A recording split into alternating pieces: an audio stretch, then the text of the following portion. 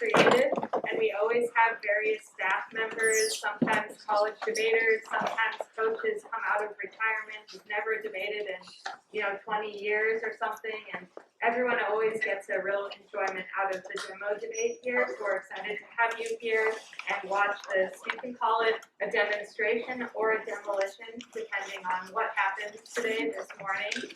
It's always a fun time for you to see some of either your lab leaders or lab assistants be part of this. So we know that all of you come from different labs, so I want to definitely introduce the people who are going to be debating. These 4 individuals, I know them all, and they're all very modest about their own debating careers. So I want to kind of tell you a little more about their highlights that maybe they have not told you in lab today. So on the affirmative, which is this team right here, we'll have Maddox and Hargan, and Maddox is a former ENDI student. So Maddox was in all of your shoes not that long ago.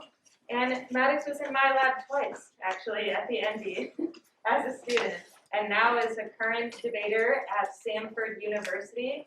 In high school, Maddox competed as part of the Atlanta Urban Debate League and Drew Charter High School. He was even the salutatorian at Drew Charter. And in college at Samford, in his first year of competition, he was selected to attend an invitation-only tournament called the Harvard Round Robin, which is super impressive, and qualified to attend the National Debate Tournament. Maddox is a lab assistant in the Michaela lab. Okay, and then Hargan is sitting next to Maddox. Hargan debated at Alpharetta High School and got a lot of bids his junior and senior years. He currently debates at Emory, and fun fact, he debates with someone he debated with in high school, which is kind of cool. He's had a lot of competitive success at the Northwestern tournament, the Harvard tournament, Wake Forest, and Gonzaga. He is one of the best humans I know, and he's a lab assistant in the venue center lab. Yes, lab. Go ahead and clap. At the affirmative team, on the negative, we have Erin and Serena. Erin is a former ENDI lab student from this camp, so not that long ago, Erin was also in your shoes competing at the ENDI camp tournament.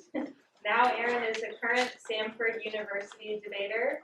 In high school, Erin also competed in the Atlanta Urban Debate League and was part of the first ever Leonard A. Gale Champions of the National Debate Expo. In college, Erin qualified to the National Debate Tournament in his first year, and his coach, Ryan Galloway, said that Erin's success was the first time in recent history, in the last 10 years, that a first-year debater team, because his partner was also a first-year student, has qualified to the National Debate Tournament. And Erin is a lab assistant in the Ivy Stewart Lab. Then next to Erin is Serena, who graduated from Lawrence Free State and was recruited to debate in college of a number of major colleges and universities wanting her to debate for them. And ultimately, we're super happy that she chose Emory. Serena had a lot of competitive success in high school. She's probably best known for winning the Tournament of Champions, which is the most competitive tournament at the high school level. She was selected to attend invitation-only round robins and the Justin Wilson debates at Pace Academy. And Serena is a lab assistant in the lab canal.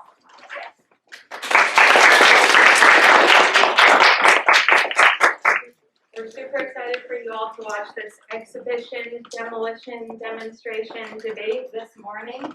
Now we want to kind of just make sure everyone sets up their flow. So do me a favor in a couple things. First, on every sheet of flow paper you have in the upper right or left corner, definitely write down on one sheet of paper that you have in front of you, Cyber Deterrence Advantage. You can abbreviate some parts of that, but on one of the pieces of paper that you have in front of you, write Cyber Deterrence Advantage at the top, on the left or the right, depending if you're left or right-handed, you'll know. And then on the second sheet of paper that you have in front of you, I want you to write the word solvency. So far we've got Cyber Deterrence Advantage on one sheet of paper. We've got solvency on one sheet of paper. And then on a third sheet of paper that you have in front of you, and if you don't have 3 sheets, definitely raise your hand, we can give you some more paper. But on the third one, you should write down disadvantage. And then if you have more paper, great, we'll tell you what to do with it later. But for now, those 3 separate sheets of paper, write those titles on them. Another thing, you may be used to flowing with this type of orientation. If that's the way that you were taught how to debate, or that's just how you've been using it, do me a favor, humor me for today's debate. Try using this orientation instead. If you're not used to it and you're like, that's not really something I've been trying out that much, do me a favor for this debate, and while you're at camp, just try out the other orientation. See what works for you. In policy debate, it's very common for people to use this orientation and write in columns. And you can create the columns yourself. You could fold the paper, you can write down columns, all that's great. Try it out, see if it works for you to flow using this orientation and columns proceeding from left to right if you're right-handed, or if you're left-handed, you might choose to go the opposite way to avoid smashing your hand. So try that out. You might also, on the back of the piece of paper, you might want to put your own name, because your lab leaders are going to want to see these flows after the end of the debate is over. You're not going to get a grade on them like school. You know, it's not A, B, C, T, or anything like that. But they want to see how you're doing, and they want to see that you're able to track the debate as it progresses about the advantage, about solvency, about the disadvantage you're about to see. So probably put your own names on your flow, and then we might ask you to also put your lab names too. So like Benny Steiner, or Ivy Stewart, or Lev and Malson. Okay, and then we also want to write the speech order at the top of the flow. So for that affirmative flow, so for the advantage and for solvency, you're going to write 1 AC, then 1 NC, then 2 AC, then block, which is also the 2 NC, 1 NR, then 1 AR, 2 NR, and 2 AR. So you should kind of write that pretty small, but spread it across the top of your paper. And so this is going to be for the affirmative flows. For the dissad flow, which is going to be introduced in the 1 NC, we don't need to write 1 AC because the argument doesn't come up until the second speech in the debate. Does that make sense?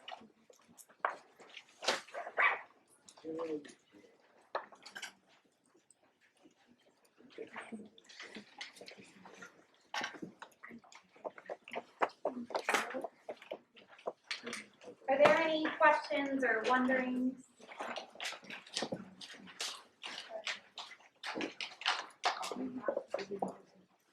Oh, yeah. Okay. Also, we've talked about this some in my lab, and I talked about it in my flowing elective last night. But you want to try to flow the affirmative and negative in different colors. It can help to kind of visually see the difference between the two sides. So maybe one side is red and one side is black, or whatever. But try to flow in different colors for each.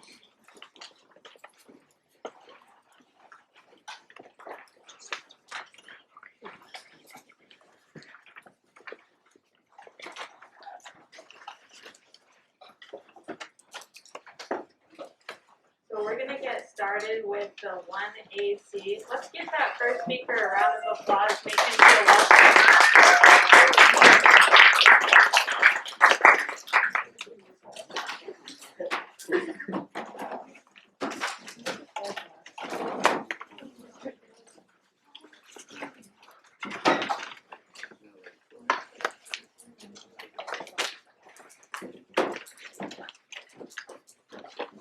Can everyone in the room hear me at like this volume?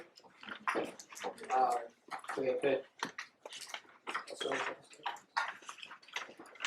The advantage is cyber deterrence. NATO lacks cyber red lines, makes Russian escalation likely. Pearson and Lende 228. Whether a cyber attack met the threshold to trigger Article 5 was a decision for NATO. Russia could release malicious software. There were no clear guidelines on how NATO should respond. A massive Russian cyber attack, more dangerous with Putin elevating readiness of his nukes. Russian cyber war escalates. The information age creates existential spirals. Healy 3.9. Cyber conflict around Ukraine might escalate to direct conflict between Russia and NATO. Putin may see attacks as perfect. Ties are severed. Russia no longer has to fear backlash if forces disrupt Western banks or LNG. Russia's generals assure Putin forces are ready and can the West to back down. A low-cost signal can lead to escalation. The U.S. cannot cede any territory as the Russians will keep pushing. Sparring escalation spark war. Repeated crisis further erodes restraint with few options other than military force. Even if we dodge a bullet, we should not become complacent. The world is in an information age. Existential stakes rise as countries become more digitized. Damage ensures nuclear war escalates. Both sides retaliate. Claire 19. An escalating series of tit-for-tat attacks against critical infrastructure, producing chaos, eventually leading one side to initiate kinetic attacks, risking the slippery slope to nuclear conflict. A Russian cyber attack could trigger U.S. attacks, causing disorder, and more such attacks could lead to nuclear war. And only clear red line solved. NATO-Russia cyber war kills nuclear. O'Connor, Jamali, and Guttural 21. Experts and officials tell hackers linked to Russia come close to the red line that would prompt a deadly response. I want Biden to very clearly explain we are not going to back down. It's not clear Russia's cyber militants have awareness. A shooting war would leave only losers. There's no agreed upon Rubicon. Lack of clarity is a tinder that can easily turn into fire. Attacks on physical infrastructure has national security worried. Hackers flirt with national security red line. It's not hard to imagine hackers cross it. The next cyber attack could trigger war with Russia involving nuclear weapons. And Russian cyber war causes secessionism, undermines European democracy, and destroys NATO. Friedenberg 1224. NATO, a foundation of the most peaceful era in history. Cyber campaigns have been waged by Russia against democracy. Russia has become more aggressive against NATO, manipulating nationalism, flooding states with election interference and secessionism.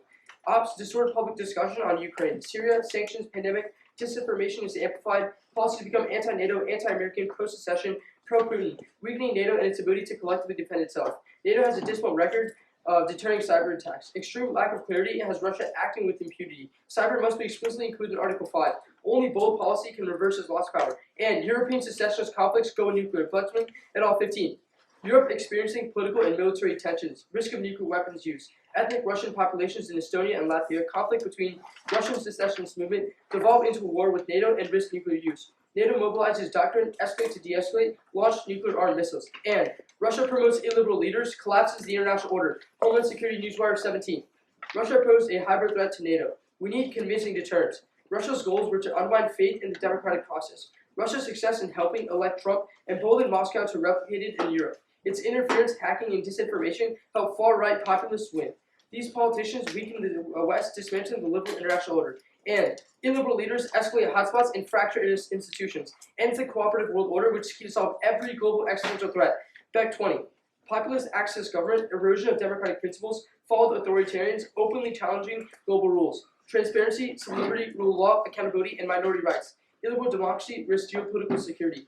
Actions by leaders have far-reaching impact. Create hostility and insecurity. New global order could end international institutions and treaties. Institutions are important. They foster global security, creating a global response to climate change, refugees, terrorism, inequalities, require harmonizing policies. Leaders are disengaging, erode confidence. A world order led by Putin would be characterized by competition, protectionism, and authoritarianism. More leaders are turning towards the strongman playbook, portraying an image that illiberal leadership is acceptable. And immediate U.S. proposal of unambiguous cyber Article 5 response is key. Alternatives destroy deterrence and NATO leadership. Jackson 16. Article 5 is the main pillar of NATO and serves as a deterrent. The concept of collective self-defense. Manner in which the NAC will assess attack remains ambiguous. NATO countries all hold various differing internal criteria. NATO strive toward a uniform standard. Cannot invoke self-defense without new definitions. Encounter unnecessary debate between allies over any attack. Difficulty deciding upon proper response. Interests pose obstacles for swift and efficient response. U.S. should define specific norms of responsible behavior. Focus on cyber attacks, Article 5, and Justin Bellow. Codifying principles would reduce ambiguity. And NATO credibility solves global existential conflict. Only allied coordination can prevent emerging threats. Netherlands Ministry of Foreign Affairs 22. Terrorism, nukes, cyber don't stop at borders. NATO plays an important role. Tech developments lead to new threats. Climate can lead to more conflicts. NATO's priority is diplomacy, solve conflicts without using force. Allies protect democratic values. Thus the plan. The United States federal government should increase its security commitment under Article 5 of the North Atlantic Treaty to include responding to cybersecurity threats, including information warfare. Now on diplomacy. Only the clear policy resolves deterrence and global credibility. The U.S. NATO commitment is the largest signal, Freiburg 924. Article 5 of NATO is the centerpiece for the U.S.-led global system of military power, alliances, collective defense, and the ability to project. For it to continue, NATO must adapt by adding cyber war, including info war, to Article 5. Russia has been aggressive and threatening, stoking internal divisions and flooding them in cyber attacks, including election interference and secessionism. Russia's weapons are illicit financing, trolls, bots, and fake news, promoting ethno-nationalist extremists. Hacking, disinformation, propaganda, and other cyber methods are coordinated through Russia. Election interference caused damage to American democracy and reputation that is hard to exaggerate, with effects guaranteed to be felt for some time. Pushing disinformation about coronavirus and theories of fraud. These results damaging faith in democracy. There are global effects on the opinion of America. NATO considers cyber, yet statements are no substitute for clear policy, and NATO does not have this. Death by 1,000 cuts is still death. There will not be a collective Article 5 response. Years of unrelenting cyber war has done more damage to NATO than any Soviet army. Because of Article 5, Russia did not dare to use armed force. The easiest way to fight this cyber threat from Russia is by leveraging its NATO. Revised Article 5 in NATO. With Russia's cyber war intensifying and its pattern as a hostile bad faith actor, it is necessary for a paradigm shift in deterring cyber attacks. NATO is the premier alliance. Crystallizing cyber warfare's relationship to Article 5 is a must. The only way for NATO to maintain its credible collective defense. Cyber attack must be added in Article 5. Any attacks that cause harm would be included, as well as with disinformation. Expanding Article 5 is necessary. Make NATO an alliance that instills fear in Russia. And the plan is key to NATO credibility and defense. The alliance must adapt to the changing mode of war. Freiburg 6-7. NATO must add cyber warfare, including information warfare, to Article 5. Most destabilizing attacks have been cyber. Russia playing with internal nationalism and blanketing nations in cyber attacks, election interference, and secessionist campaigns against over 20 member states. Putin conducted a clear war to destroy NATO, the West, the EU, Western democracy, and to favor far-right ethno-nationalists. Hostile to the U.S., weapons are not tanks, they are bots, trolls, and fake news. Certainty and severity are key. Freiburg 6-7. Raising possibilities are one thing, but concrete, clear policy is another. NATO has nothing of the sort. There is no definition of a threshold. Death by 1,000 cuts is still death. Sending a clear signal that there will not be a 5 response is bad policy. NATO is inviting Russia to attack and get away with it, demonstrating unwillingness to respond to cyber aggression. A5 has not discouraged Russians' cyber warfare, it has encouraged it. Collective defense should make no exception for smaller attacks. And the U.S. must act through Article 5, its key to credibility, Freiburg 6-7. The way for the West to counter this threat is by leveraging alliances. Biden can strengthen Article 5. Formalizing cyber war relationship, the only way forward for NATO to maintain credible collective defense. Okay, are you ready? Yes. I want to start on the NATO credibility impact scenario. This piece of Jackson evidence is from 2016. It says that immediate proposal is key to reverse rapidly deteriorating credibility. The evidence you've read on solvency similarly says that over the years, Russia has done a ton of damage to its credibility. What evidence have you read in the 1AC that the app would reverse those trends?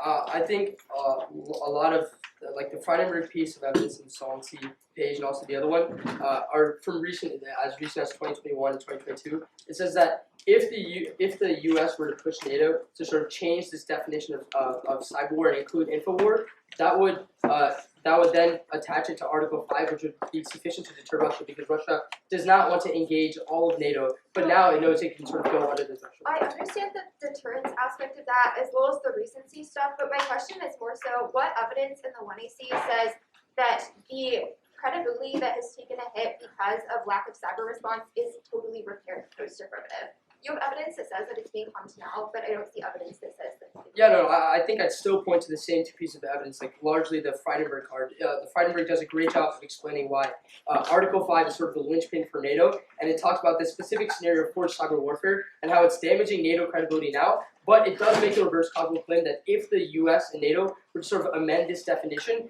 that it would increase credibility and then sort of stop the current attacks that are ramping up now from Russia. Okay, that makes sense. The secessionism impact, what nations does where does Russian cyber warfare stoke secessionist movement? The Blankman card says the most likely area this would happen is in the Baltics. It mentions Estonia and Latvia by name. It says that there's a lot of ethnic Russian populations and already growing separatist movements in these regions, and it's saying that, and then the card before that connects the claim, and it says that as Russia spreads disinformation campaign and sort of meddle with countries' domestic affairs, that only emboldens and aids those separatist movements, causing a wider movement for secession. Okay, can you explain the escalation scenario from that? Like, how did it become a war with NATO? Yeah, so the Blackman card says then, basically still with Article 5, and if there's attack within a country such as the Baltic states who are a member of NATO, is that if Russia gets involved either through, sort of now through cyber, but could sort of spark a larger war where the Baltics then fight other countries, other countries in Europe would have to come to the aid of Baltics, and then there's a chance that then Russia gets drawn in, which would lead to a large global war, which could potentially go nuclear. Okay. The next impact about these liberal leaders, the Homeland Security evidence says that Russia poses a threat to NATO. We need deterrence across the board in order to prevent them from meddling with democracy. How does the app establish that outside of the area of cybersecurity?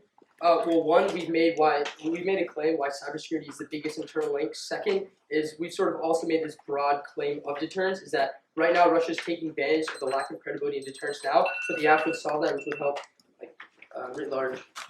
The one in C thing. Before Aaron starts that one NC, we just want to talk about that cross-ex and make sure everyone gets their flows together. So one thing that I really enjoyed about that cross-ex, and then I'll ask you anything you all enjoyed or took away from that cross-ex, was that it was very evidence-driven.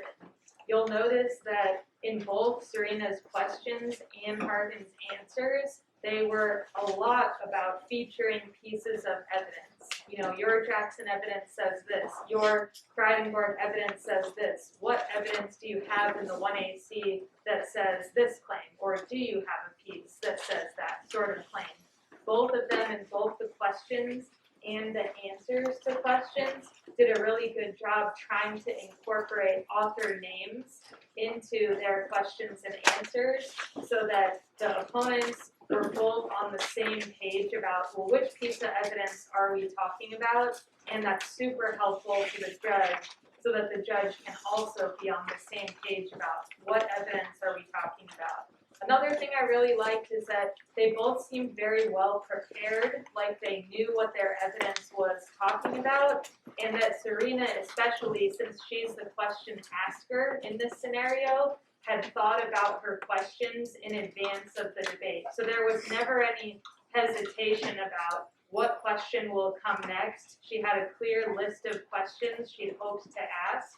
And even though the answers, maybe she wasn't expecting one answer, she still continued a same line of questioning or moved on to a different type of question to advance one of her strategic goals. Was there anything that any of you took away from that process that you really liked, besides the evidence-driven and seems very well prepared? Yeah.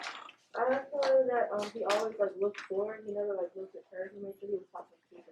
Yeah, that's something we talked about in my lab yesterday a little bit, was if you've never had really an in-person debate experience, because some of you may have started your debate careers online and gone to many online tournaments, it actually seems odd sometimes that you're in a dialogue with, Serena and Harkin are in dialogue with each other, but they're looking forward at whoever their audience is, whoever the judge is. Because it doesn't matter what their opponent looks like, it matters that you're trying to persuade a judge. So it's super a norm in policy. It's not a hard rule, but it's a norm in policy debate that you're actually spending a lot of your time, whether asking or answering questions, looking at the audience, facing forward, never backwards, and typically not at the opponent, typically always facing the judge. Good. All right, so now we're going to hear from Aaron for the first negative. It's going to be one off in the advance. So Aaron said the order is going to be one off and the advantage, okay? So that means that you need to put your flows in order. So the one off is the new page, the disag, which he hasn't said yet. So because he gets kind of the element of surprise, he gets to say one off. He doesn't have to say the I law disag the first time he introduces the argument, okay? Then he's going to the advantage, which is like the case debate, right? And he's probably going to make some solvency arguments there as well, but likely to save time, he's not going to go to the solvency page, okay? So maybe listen out for that as well. Does everyone have their flows in the right order? So the disag, and then the case debate.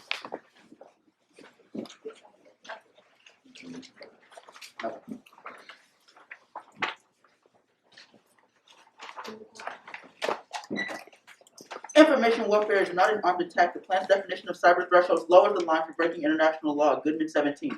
Were Russian operatives in active war? No. There is a settled understanding of what constitutes in such actions in cyber. An active war referred to an armed attack to cross the threshold. Cyber ops must involve its use of force. Activities that result in death or destruction would be use of force. That view is widely accepted by international legal experts. It could expand the scope of actions the U.S. could take that would otherwise violate international law. And NATO Cyber Collective Defense sets a legal framework for the concept of armed attack. Schmidt 224. Concern has been expressed that Russia might launch cyber against NATO. This examines how Russia's cyber ops would be characterized under international law. Analysis is cautionary to those who jump to describing operations as an attack that triggers collective defense. It's important to comprehend the legal framework, and that destabilizes international law, allows early use of force. Schmidt 14. Pursuant to ILAW, the malicious cyber operation constituted an armed attack. The U.S. would have been entitled to respond forcefully. Effects are not at the level experts consider an armed attack. It seems highly unlikely that the international community would characterize operations as such. The hesitancy will be driven by concern over the U.S. position that all uses of force are armed attacks that allow forceful responses. States view the premise as destabilizing and allows for earlier use of force. And destabilizing international law collapses the long peace. Lowering the UN threshold causes revisionist leaders to selectively apply laws and escalate. Rule 17. A variety of paths can lead to an armed conflict with Iran, China, Russia, or North Korea. ILAW helped generate conditions which led to interstate peace. Degradation of the UN Charter-based limitations will weaken prohibitions on the use of force, making global conflict more likely. Relaxing prohibition and bold territorial ambitions of Russia and China will undermine the Security Council. It is especially difficult to administer in the world of fake news and half-trigger decision-making, how now is a dangerous time to tinker with use of force. The long peace has worked to prevent many interstate conflicts. The type of building now, a limited exception to the prohibition on the use of force, will not work. The Security Council is key for resolving threats such as Iran and North Korea. Undermining the Council makes peace more difficult to achieve. A fine-tuned set of factors justifying the use of force is hard to administer in a world of trigger-happy, truth-challenged leaders. Now for the advantage. First turn, the plan overcommits, fractured the alliance, Lonergan and Emory 427. Staking the credibility of Article 5 and our activities in cyberspace undermine collective defense. We can't risk fracturing the alliance. NATO should commit to treating cyber attacks that do not rise to the level of majors as national matter, not one for the alliance. And always in terms of the case, cyber open commitment destroys NATO, breaks Article 5 credibility by causing diverging views in the alliance. Lonergan and Mogan 427. The nature of cyberspace confounds unequivocally Deterrence Declaration. States operate in cyberspace with plausible deniability. It can be challenging to understand the intent behind observed cyber behavior. The vast majority of cyber operations cause virtual, not physical damage, complicating efforts to assess implications. States may lack a palatable cyber response option for retaliatory purposes at the desired time. This creates a slew of practical problems if Article 5 were to be invoked for a cyber attack. It would trigger deliberations within NATO's decision-making body. Decisions require unanimity, especially burdensome for cyber ones. This process would be a long, drawn-out deliberation resulting in a divided alliance. Some allies are unlikely to want to risk World War III. A failure to achieve consensus could imperil Article 5 and other areas, undermine the broader political cohesion. This would make it more difficult for the alliance to respond to other forms of Russian behavior. Alliances' interests would be better served by nationally tailored responses. And turn, ambiguity is key to deterrence. The plan causes under-threshold conflicts. Davis 19. NATO maintains a cyber deterrence policy with ambiguity. Such a cyber deterrence policy offers several advantages. If the alliance were to set a clear threshold, the opponent would stay below that threshold. This would encourage the opponent to increase attacks just below the threshold. Ambiguity is beneficial. The opponent always fears stepping over the invisible line and thus prefers to tread lightly. In turn, the plan drags us into conflicts, however it's 10. Creating a clear standard could force NATO member states into conflicts over unsubstantiated threats. Vague standards at present help members avoid being dragged into conflicts, creating wiggle room, something that would not exist in a world of clear standards. And attribution deck solvency, need consensus and certainty to retaliate. Patrick 18. Cyber deterrence is inherently more challenging because such attacks are difficult to definitively attribute. It is easier to mask the source of a cyber attack. This attribution problem could complicate NATO's capacity to determine the source of a cyber attack and conduct a timely conventional response, particularly if member states diverge in their perceptions. All members would need certainty. Without conclusive proof, it might be a challenge to convince a distant country to join. And no cyber impact, doesn't escalate and can't produce successful election interference and anti-NATO sentiment. Mashmeyer and Koshik 2.8. Cyber warfare has been a failure. Research shows that cyber operations remained irrelevant on the battlefield. Election interference, critical infrastructure sabotage, and economic disruption largely failed to contribute to Russia's strategic goals. Given that Russia's cyber operations have failed, why expect this to change? Predictions of cyber onslaught do not offer a persuasive answer. Contrary to hysteria, cyber operations will remain of secondary importance and at best provide marginal gains to Russia. The empirical record of cyber conflict suggests that what is feasible in practice is far more limited. Operations have failed to produce significant strategic value. A series of statistical tests of thousands of cyber and military operations showed no significant correlation between military and cyber ops. Digital ops unfolded independently from the events on the ground and had no discernible effect. This underlined a key shortcoming, the risk of losing control, producing unintended consequences, added costs, and lowering strategic value. Evidence supports neither the force substitute nor the force complement argument. Cyber operations fall short of providing measurable strategic value. In most circumstances, cyber operations will be too slow, too weak, and too volatile to contribute to strategic goals. Intrinsic constraints limit strategic value. And information infrastructure is private sector. They'll say no. Collier 15. A large proportion of the infrastructure within the cyber domain is privately owned and operated. This prevents NATO from making substantial contributions. NATO does not have any right to intervene in the private sector. Firms are unlikely to welcome NATO assistance. And no democracy impact. Democratic peace theory is wrong. Larison 12. Democratic peace theory draws broad conclusions from a short period in modern history with very few cases. The core of DPT is rubbish. Democracies and antiquity fall against one another. Political equality and voting do not abolish conflicts. DPT doesn't account for the effects of nationalist imperialist ideologies. Democratic nations that have professional armies due to fighting for them are often enthusiastic about overseas wars. War can be quite popular, and even if the war is costly, it may still be popular if it is fought for nationalist reasons. The idea that reducing the number of non-democracies makes a war less likely is just fantasy. The more democratic states there are in the world, the more likely it is that two or more of them will eventually fight one another. And no secession. Structural incentives outweigh. Ross Cranston's 908. The nationalist prospect remains hopelessly impractical. The doctrine of national self-determination reaches its reductio ad absurdum at this point. Governments today are more responsive to their ethnic minority communities, and they have more resources at their disposal. Many provinces populated by discontented ethnic groups are located in territories adjacent to national capitals, not overseas. They respond to those units' linguistic requests. Basque, Quebec, and Scots live quite well inside the bounds of multinational sovereignty. If an ethnic group does not have enough support to win independence by peaceful electoral means, resorting to terrorism only calls into question legitimacy, the quest for independence. The notion that any of these people would be better off in a smaller and weaker independent states in a hostile neighborhood is unrealistic. E-migration is the overwhelming alternative to secession. An independent Kosovo does not foretell the smaller arrival of new states. It is unlikely that Algeria or South Ossetia will gain full and formal independence from Georgia, that Albania and Macedonia will secede. Both established states and international support are actively preventing proliferation of new states from entering the international system. And no NATO impact and collapse inevitable. Ranhada 225. NATO is a headless chicken and insignificant entity which, when told to shut up by Russia, goes to a corner and quietly sits down. NATO has not even been able to agree on a decisive economic sanction. NATO can do nothing but mutely spectate. NATO has failed to achieve its primary objective. Zelensky asks 27 European leaders whether Ukraine will be in NATO. Everyone is afraid. No one answers. Europe is not united. Every European country is keeping its interest above the supposed idea of protecting Europe as a whole. There is no cohesion. And EU solves will fill NATO gaps. 21. The EU cyber defense capabilities to report took stock of the current cybersecurity framework and outlined several gaps. The EU is increasingly involved in hybrid conflicts. The picture cannot be any clearer. The cost for attacks is infinitely smaller than the rewards. Attacks are not severe enough to trigger Article 5 NATO to tackle its legal backing. The collective defense of the EU treaty should be reinterpreted. The EU has several tools to respond to cyber attacks. That's the regular course.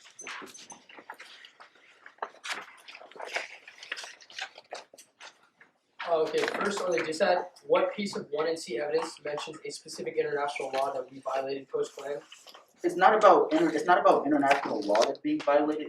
It's about the idea that these cyber attacks don't escalate to a level of armed conflict.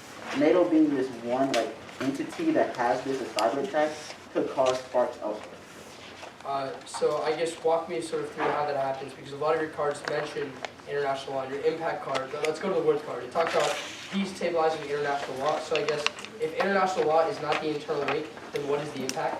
Well, the impact is okay. So my bad. Let me rephrase that. The Goodman evidence and the Schmidt evidence both make claims to what the UN has defined as armed attack. Does not include cyber attacks. It could be like actual damage to property or whatnot. That it violates that.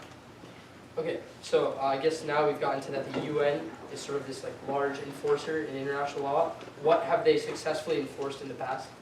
It's not about an enforcement mechanism. International law doesn't have to be enforced for it to be followed. Why is that? So there's been wars in Iraq, Syria, Yemen. How does this not mean conflicts? I mean, how does this mean the UN has been successful? I think you're making a false claim between the enforcement mechanism of UN laws and what's actually happened.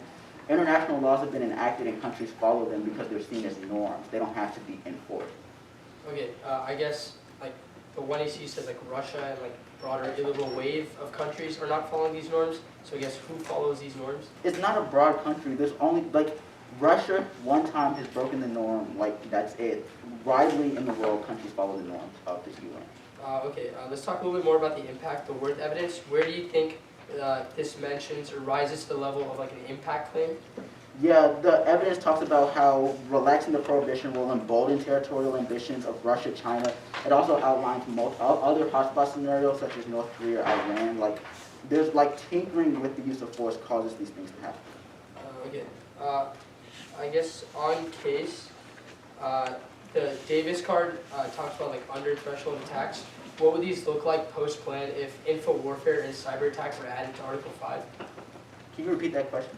So you've said there are under threshold attacks. If the threshold set by the AF is like, no more info warfare, no more cyber attacks, which would be added to Article 5, what would these under threshold attacks, like what would Russia do?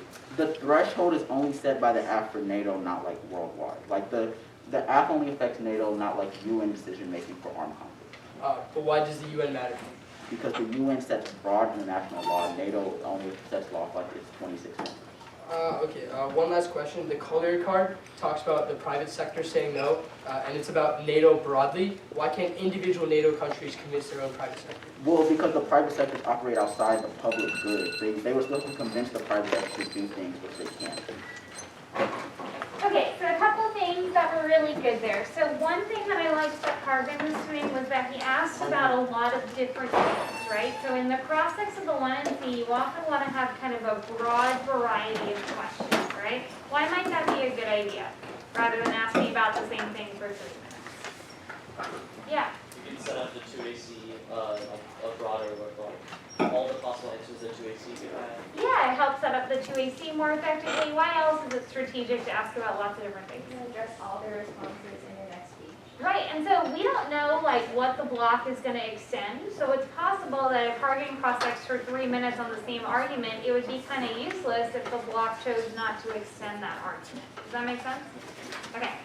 Another thing that we mentioned earlier is that they're both really referring to their evidence, talking about the warrants in the evidence, not just like the taglines. They're also asking questions about what evidence makes a claim that is necessary for each team to win an argument, okay?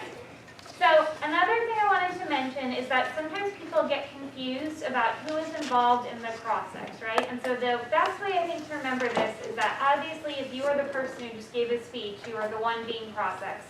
And then the person who's going to be asking the questions is the person who is not prepping the speech to follow, right? So Maddox is about to give a speech. So what was Maddox doing during Cargan's process? He was prepping, right? That's kind of like 3 free minutes of prep time that he can use to prepare his speech, right? So that's how you can kind of remember who does the process. Okay, so now we're going to have the 2AC, so you should flip back to the first color you used to flow the 1AC because they're obviously both affirmative speeches. And one other thing before Maddox gives the orders that I would point out, Aaron had a lot of case arguments, right? There were a lot of on-case arguments. How many would you say there were? 11. Somebody said 11, and whoever said that is right. If you were like, I need to count, I would highly advise that you number them on your flows before Maddox gives this order.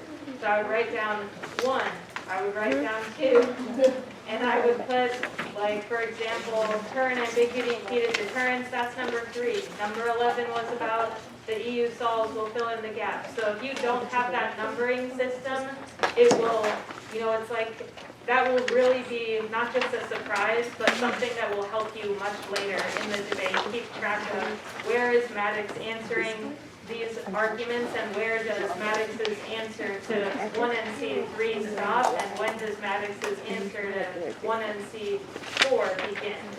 So if you haven't numbered those, I would start numbering them. And similarly, when Maddox starts answering the DA, I would number Maddox's 2AC arguments against the DA as well.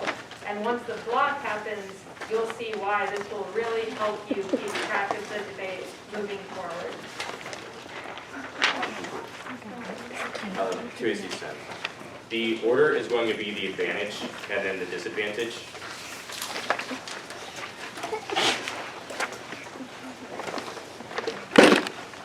Is anybody not ready? But.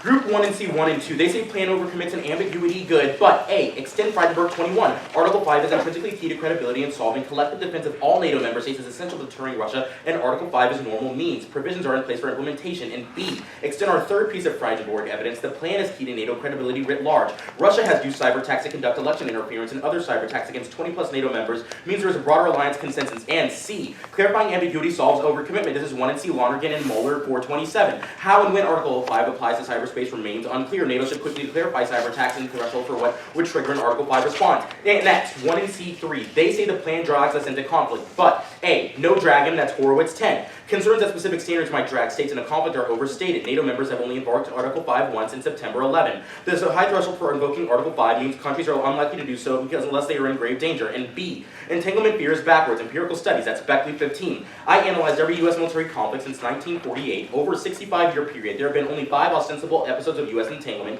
These cases are far from clear-cut. There are other drivers of U.S. involvement. Allies restrain the United States from escalating. The United States deterred adversaries and allies from escalating the conflict. Alliances restrain the United States. Disengaging may unshackle the United States and enable to intervene recklessly abroad. Next, 1 and C4. They say attribution deck solvency, but A, cross-apply subpoint C from 1 and C1, ambiguity falls short of the mark, and alliance cohesion to deter cyber attacks is key. B, Patrick concedes clarity solves war. This is their 1 and C Patrick 18 evidence. Offensive cyber capabilities are likely to outpace cyber defense, making deterrence the most viable option. A devastating cyber attack could quickly escalate. The alliance's policy of strategic ambiguity falls short. The alliance leaves open the potential for chaos and invites adversaries to test the waters. The 1 and C card then starts there. Next, 1 and C5. They say no cyber impact, but couple of impact things here. A, lack of cyber red lines in Article 5 and ambiguity regarding cyber retaliation thresholds allows for massive Russian cyber escalation, which ensures uncertainty, escalation, and violent conflict. That's Pearson and Landay. Those attacks go nuclear because of tit-for-tat escalation, which comes up the nuclear ladder. That's Claire 19. B, offensive cyber attack wreaks havoc on civilization, can be used to target critical infrastructure, banks, food stockpiles, and medicine. Ensures massive retaliation and conflict, which goes nuclear. That's Thompson 14. Next, they say private sector debt solvency, but A, post-plan, companies will go to the United States or respective NATO government to cooperate. B, means because of the lower threshold, the U.S. legal standing to beat private companies in these instances increases, or private companies' willingness to cooperate with the United States and come forward solves. There's no reason why Microsoft would want to be nuked. C, NATO credibility is best and only credible defense and deterrent factor against Russian aggression. Next, Group 1 and C 7 and 8, the impact debate. A, they've made no contestation on the internal link chain level of retaining our democracy and secessionism impacts, only reading terminal impact defense. All we have to do is win a risk of our impacts escalating for you to vote F on offense-defense paradigm. B, non-democratic actors increase hotspot instability, generate conflicts, and foster geopolitical conflicts that lead to hostility and insecurity. That's Beck 20. C, Russian election interference and disinformation campaigns are targeted at ethnic minorities in countries facing secessionism votes, like Great Britain with Scotland and Russian ethnic minorities in Estonia and Latvia. Hargan was very good on this question in Cross-Ex. These tensions escalate into Russian military interventions that we see in Ukraine. All we have to do is win a risk of secession for conflict escalation and political instability to ensue. That's our Freidenberg and Bleckman evidence. Next, 1 and C9, they say no NATO impact, but that's 2AC5. Next, 1 and C10, they say EU solves, but A, cross-apply 2AC1, subpoint B, NATO credibility is key. B, NATO plays key role in deterrence in response to cyber attacks, terror, and the threat of nuclear conflict. Allied cohesion is key to solvency. That's Netherlands Ministry of Defense. And C, NATO cyber defense credibility key to deterring Russian aggression. As the premier Western defense alliance, perception of an ability to deter Russia as the largest international signal capabilities, U.S. NATO key. That's Freidenberg on solvency. Moving on to the disadvantage. First, case outweighs in terms of DA. Russia's promotion of the liberal leaders is of the better and faster internal link to the rewards of revisionist leaders implementing the very policies that they isolate as causing conflicts. We will win a time frame argument that says that the rapid promotion of revisionist leaders through the Russian cyber interference and escalation outpaces their law internal and link chain. War can only start once and you can only die once, which means you usually prefer the advantage with the fastest time frame, as we have a faster inroads to conflict. It means the app is try or die, as our impact scenario makes fears inevitable in a world of app impacts. Next, the link debate. No link. Non-destructive cyber ops can be a use of force. That's Barkley 18. The definitions of the use of force and armed attack are not provided in the UN Charter. The ICJ rejected a narrow interpretation of use of force that limits the term of employment to other connected forces. The court held that a state's arming and training of guerrilla forces qualified as use of force. The logic of holding leads to the conclusion that non-destructive cyber operations may amount to a use of force. Next, the UN Charter allows self-defense against cyber election interference. Sovereignty concerns prove. That's Ariega 21. The blog utilizes Russia's cyber election interference as a case study argue that the nation should be able to act in self-defense against cyber election interference against Article 551 of the UN Charter. Cyber election interference threatens political sovereignty. The Tallinn Manual explains that international sovereignty includes the authority of a state to decide its own political order. Cyber operations that disregard a state's sovereign prerogatives only constitute a violation of such sovereignty and are prohibited by international law. A state must be able to act in self-defense in the face of cyber election interference. Interference in the 2016 election and the political integrity of the United States and contradicted the principles and the purpose of the UN Charter. The United States interpretation of Article 51 is the only means of upholding the purposes of the UN Charter, especially when cyber attacks are perpetuated by other members of UN Security Council. A nation must be able to respond to hostile acts by international actors that threaten the soundness of the electoral system. That is not only normatively beneficial, but comparts with the United Nations Charter's purpose. It is critical that we develop an understanding of international law that accounts for new challenges we face in the world affairs. And NATO has been attacked, and the response is legal. That's Kramer et al. 20. Customary international law provides the international legal basis for a strategy of persistent engagement. NATO allies have already been attacked. Offensive actions to counter such activities are justified. Alliance in action is far more dangerous. If Russia perceives no consequences to their malign actions in cyberspace, it will only continue and even intensify them. Next, no modeling internal link. Tons of violations of low act thump the DA. Means either international law collapse is inevitable or it's never coming. No internal link. States have independent understanding of cyber law. There is no universal norm. That's Davis 18. It is apparent that the differences in the application of international law to cyber operations among nation states causes significant issues. Nations with different applications of law operate within cyberspace according to their own ideas. This causes ambiguity. Assumptions by U.S. policymakers that there exists a universal understanding of international law leads to ineffective cyber strategies. And UN Security Council can't solve war. This can be cross-applied to the 2AC10 argument on case. That's use of 228. Norms around complicated institutions, particularly the United Nations, have fallen devastatingly short in resolving conflicts. This trend could deepen. Not a single conflict in the Middle East is on path. The United Nations peace envoys have always come and gone to no avail. Parties pay lip service but act in a manner more consistent with a military solution. Next, impact defense. A, cross-apply the work done on case turn solves the DA at the top. We have faster internal links to revisionism than the DA, case solves. And B, international law that can't accommodate CDOs is self-defeating, collapses stability, and is terminally unsustainable. That's Zhao 20. Cyber capacity have gradually made it unnecessary to effectuate political results through faithfully and aggressive or coercive means on the physical territory of a foreign state. Old standards of aggression and coercion consequently become ill-suited to address covert cyber operations, leaving a gap in international law. International law incentivizes the states to exploit the gap and engage in shady cyber practices like CDOs. CDOs that are fraudulent and covert greatly undermine interstate trust because of states on the worry of asymmetrical information. The lack of international consensus on cyber countermeasures exacerbates interstate instability. International peace and security will inevitably deteriorate to the point where the current international laws destroy their own primary objectives of peacekeeping. Many of these events have already happened. The rest are highly likely to happen absent an event breaker of international cyber consensus adopting a new paradigm. Go back to the case outweighs argument on the top of the disadvantaged flow. We're going to substantially win that their only offense in this round is coming from revisionism and illiberal leaders. We're going to win a better internal link, which means that the only offense in this debate that's external is that on the advantage of the secessionism and democracy impacts, meaning there's only a risk that the 1AC impacts causes a disadvantage. Are you good for cross? Let me get water real quick. All right.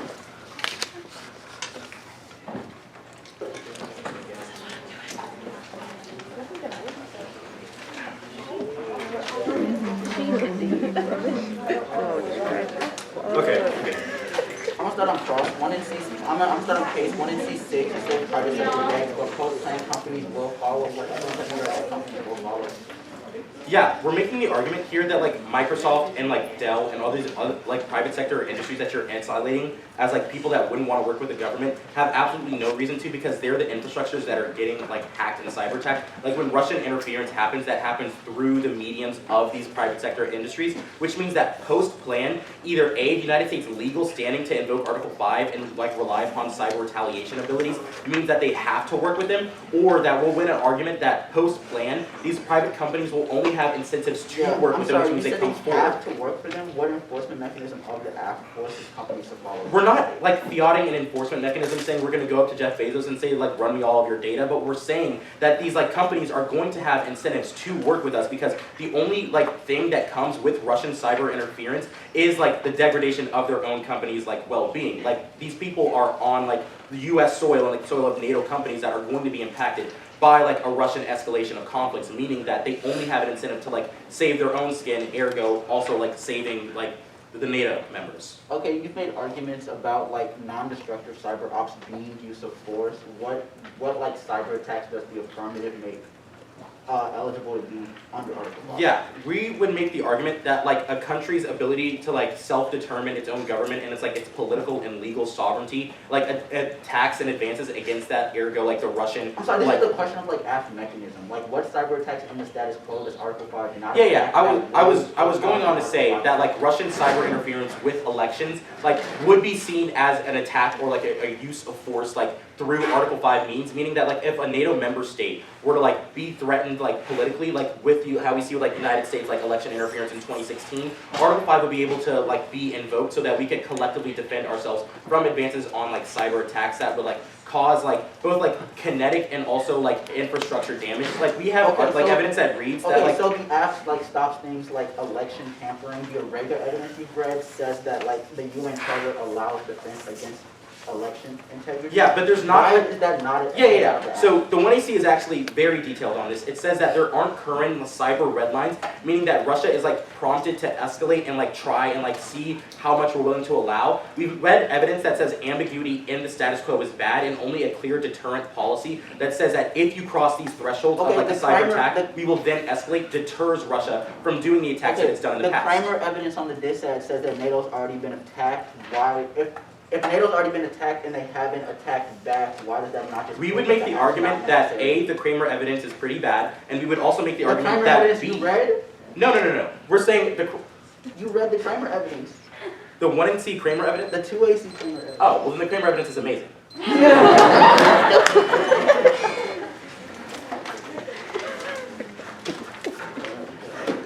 Best part you put on here.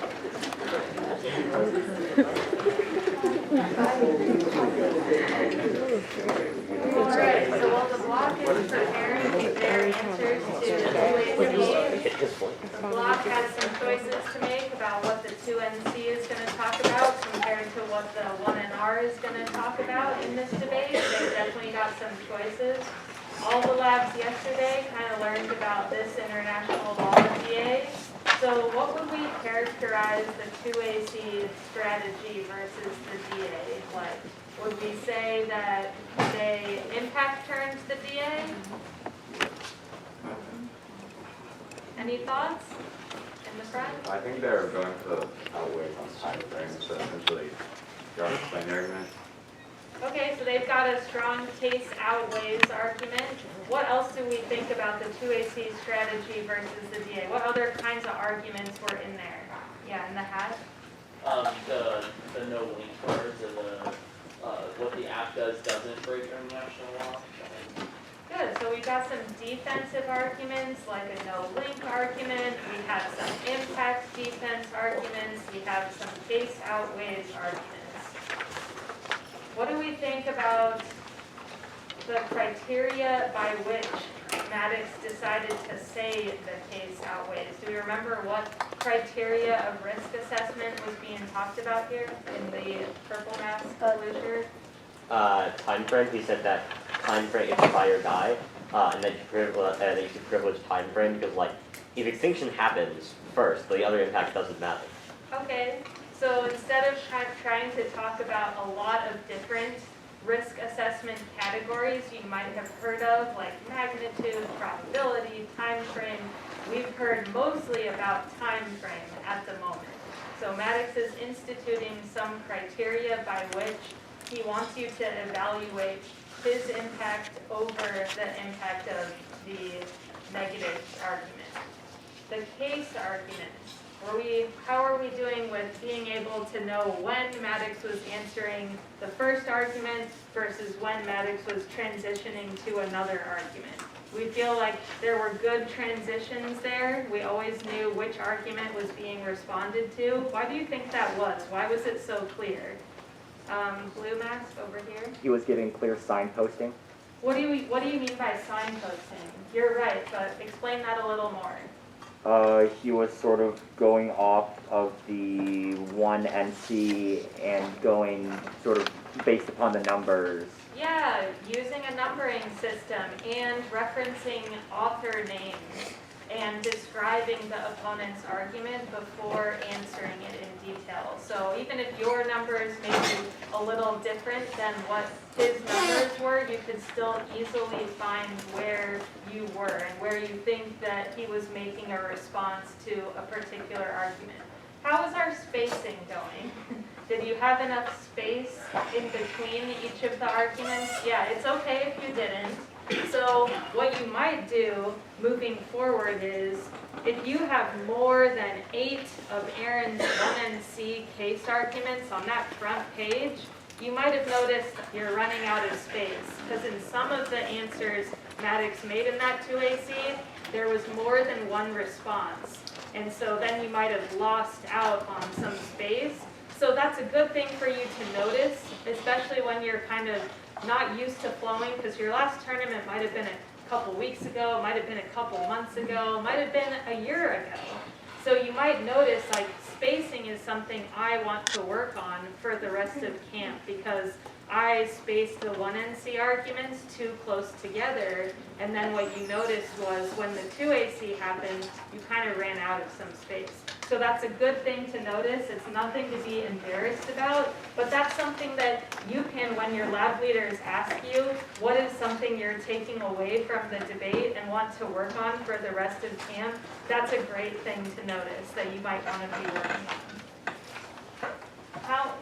What did we think about where Maddox chose to read some new evidence on the case? Where did Maddox read new evidence and not just extend previous 1AC evidence that Hargan read? Okay, yes, in the front. That, or actually, No, it's okay. Make a guess, make a guess. I was just gonna say that he realized that the neg did not address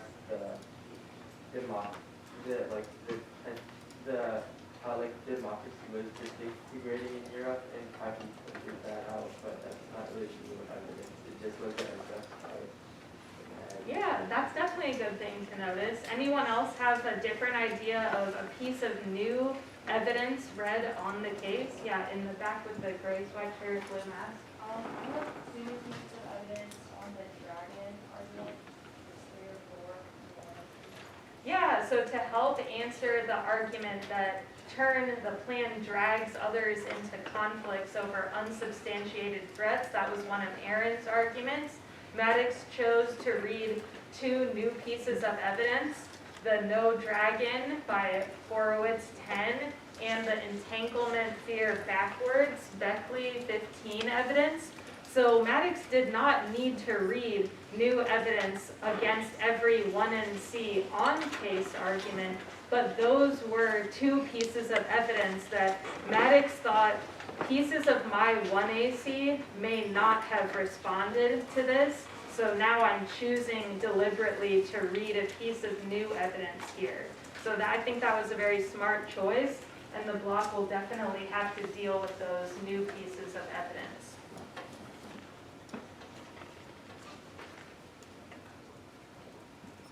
All right, we will hear from the 2NC shortly. Anybody have any questions or need any gaps kind of filled on their flows? Yes, in the back with the black mask. On the 2AC, for argument number 6, I have down when I post-time argument, I think the rest that works. Post-plan government. Anyone else have that written down on their flow and want to help out? So one thing that I would suggest is, instead of trying to number the 2AC arguments on case, I would try to be following the 1NC numbering system that Aaron was setting up, and then Maddox was saying, first, this 1NC argument, this is their argument, and now here is my response. And it's possible that the words that you've written down about post-plan government are not activating anything to me, because that might be something in the new pieces of evidence that were read, and not part of necessarily it. Okay, UNC, negative block will be starting. Yeah, I think this is it, but the order is just a case.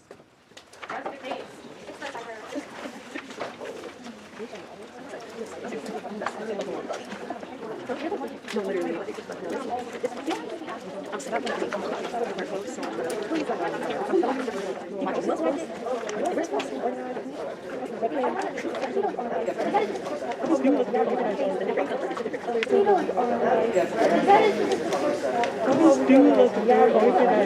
The different colors. Let's get to the different colors. Let's get to the abbreviations. Let's get into it. The abbreviations.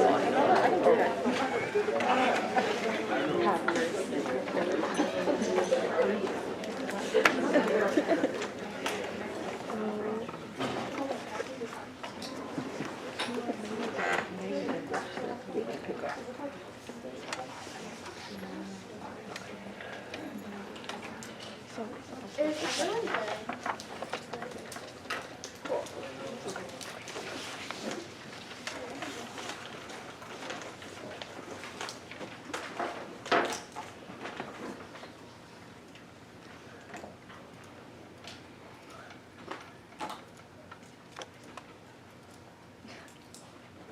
Okay.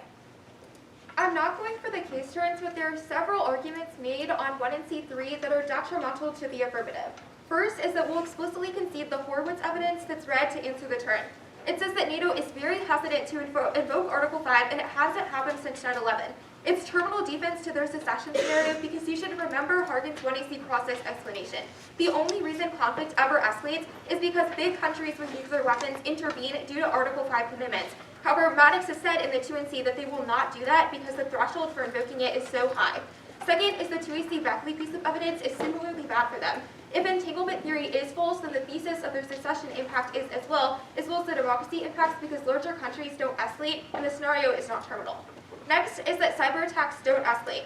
Not only does the 1NC Moschmeyer evidence serve as impact defense, but it's internal link defense that they have to beat before they weigh any other impact. There are two primary warrants in the evidence. First is election interference. Attacks on infrastructure and economic disruption from attacks have zero strategic benefit for Russia in all of recent history. The Moschmeyer evidence indicts their authors and says that they are largely fear-mongering, which is not answered as per the 2AC. Second is that a consensus of studies proves that there is no major correlation between cyber and military operations, and that efforts are too slow and weak to meaningfully contribute. This answers their argument about tit-for-tat escalation, because there's no sort of miscalculation considering the time period between attacks. Countries are already deterred from cyber, and there's no escalatory conflicts. That's Lewis and 9. Absent larger conflict, a nation-state is no more likely to launch a serious cyber attack than they are to shoot a random missile at an opponent. The risk is too great, and the benefits of a cyber attack by itself too small. Cyber weapons are not decisive. Cyber attacks by itself will not win a conflict to date. No cyber attack that risks above espionage or crime has been launched outside of a military conflict. Now, the 2AC line by line is wrong. First is that tit-for-tat escalation is false. I sort of answered it above, but military operations are also isolated from the cyber realm. The Moschmeyer evidence says that which they have not answered, as per the 2AC, says that they are not correlated. Second is that they say that Russia will target critical infrastructure in the US. Even if so, attacks cannot do damage that is sufficient to collapse society, as per their Thompson evidence. They might be a minor inconvenience to citizens, but there's no broader impact to that can outweigh the dissad. Now, next, I'm going to extend our alt causes argument about disinformation. The plan cannot prevent Russian disinformation campaigns, as per the Collier evidence.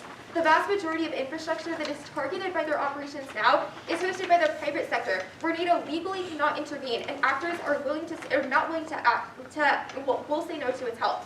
This matters because the evidence says that disinformation campaigns are the key internal link to two of their impacts, both democracy and secession. If Russia sees a lack of resolve from Western firms, they'll continue attack, and it'll move us closer to the red lines that they've referenced in the 1EC. The 2EC answers are unevidenced, and they are factually incorrect. First is that companies empirically do not go to their respective governments in order to work with them post-plan. They are far more likely to say no to protection because of business interests as per the Collier evidence in the 1 and C. Second is that they say that the U.S. will have legal standing versus private companies. This doesn't make sense in the context of the case because there's no scenario where the federal government would have standing to sue private companies for cyber damage that those private companies have suffered. Third is last, they reassert the importance of NATO credibility. It's a cool FYI, but the act cannot establish a credible deterrent factor if the vast majority of affected sectors are still unprotected post-plan. I'll read another piece of evidence on this. Defending the private sector is impossible. Attempts overstretch the alliance and shred credibility, which turns the case. That's Rosenblum and 16. Attacks against domestic critical infrastructure constitute an expansive mission space. Expanding Article 5 to private sector operations overstates NATO's capacity and undermines alliance credibility. NATO must confide its response. The private sector may not want NATO help. The private sector has its own diverse perspectives. Crisis management links do not exist. Calling this a NATO mission makes essential coordination exponentially harder. Differing national laws make it nearly impossible. Private sector's interests do not align with governments and certainly not major military alliances. Revisiting attacks against Sony highlights difficult crisis management. Individual business interests outweigh common cause. Private sector unity was not possible. Government was not able to manage this major crisis even though it involved a nuclear weapon state. Imagine how complex it would be for a 28-nation military alliance to assert response to minion against digital attacks by a known adversary against the networks controlling a member's key infrastructure. What if companies involved have deep business interests and refuse? Cohesion is not likely. The next argument that I'm going to extend is our impact defense to the democracy scenario. There is no impact to democratic collapse or illegal leaders. They are no less prone to conflict, and nationalism and imperialism overcome all of the incentives that Maddox lists in the 2AC for peace. That's the Larson evidence in the 1 and C. You should prefer it because it cites a consensus of studies and predictive analyses that can predict conflict up to 10 years in the future. The Beck evidence has not highlighted any study that is referenced in the 1 and C, which means you should default to our qualifications. Here's more evidence. There's no democratic peace. Grabmeyer and 15. Using a new technique to analyze 52 years of international conflict, researchers suggest that there may be no such thing as a democratic peace. A model was found to predict conflict 10 years in the future better than any existing model. Trade and participation in international government organizations play a strong role, but democracy not so much. Even presidents have touted the value of a democratic peace, but it doesn't seem to hold up. Now, there's no secession impact as well. Obviously, I conceded the evidence, but there are 3 warrants in the Rosecrans evidence that I'll also extend here. First is that trend lines are positive, they are not negative. Governments are increasingly more responsive to ethnic minority group demands, and groups have a say in that as well as resources, so they're willing to not break off. Second is that efforts do not turn violent. It's in their best interest to maintain broad support for the sake of eventual independence or their well-being. Third is that existing states have a strong incentive to prevent additions to the international system, and they'll quickly adapt to urgent threats. Now I'm going to answer Maddox's arguments versus our defense, but you should remember that this impact probably holds no weight by the end of this debate because they've directly read an answer to it in the 2AC. First is that they have said that we haven't contested the internal link. This is false. Our private sector arguments extended above, the reverse causality arguments we'll get to in a second, and the cyber defense are all inherent answers to the internal link chain. Nonetheless, you can still build an impact defense alone even if we lose everything else. Internal links don't matter if they don't present some opportunity cost. Second is the extension of the back evidence. Maddox does not reference any study or an empirical analysis that supports democratic peace theory, and nor does the text of the evidence in the 1AC. So again, you should prefer the Larson evidence because it is far more comprehensive. Third is the extension of the secession impact. The concession at the very top of the flow avoids this argument. The last argument I'm going to extend is an answer to their sort of impact filter argument about existential risk and credibility in the 1AC. NATO as an impact filter for other existential risks is useless as per the Rapprocha evidence. It has failed to unite Europe, it has failed to deter Russian aggression in any arena, and it can't even agree on simple endeavors like economic sanction packages. Collapse is imminent, and the AF lacks a single piece of reverse causal evidence that establishing red lines restores overall credibility to the alliance. This is important to every part of the advantage. You should think back to the line of questioning in 1AC Crossix. Hergen cannot identify lines in their evidence that the AF could reverse the hit that NATO's credibility has taken over years of Russian interference. Their evidence is very good at using strong wording that says that Russian cyber attacks have done mass damage on the West, but there is no evidence that says that they can reverse that mass damage, which is the threshold for voting affirmative. If the one-year cannot explain how a single cyber policy can reverse decades of damage from Russian bullying, every app impact is severely mitigated, and you should vote neg on the dissent outweigh and probably presumption. I'm good for process.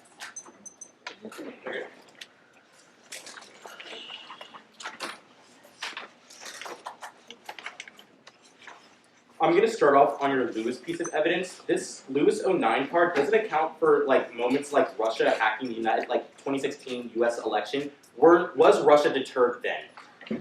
I don't think it's a question of deterrence. The Lewis evidence just says that those smaller conflicts do not escalate.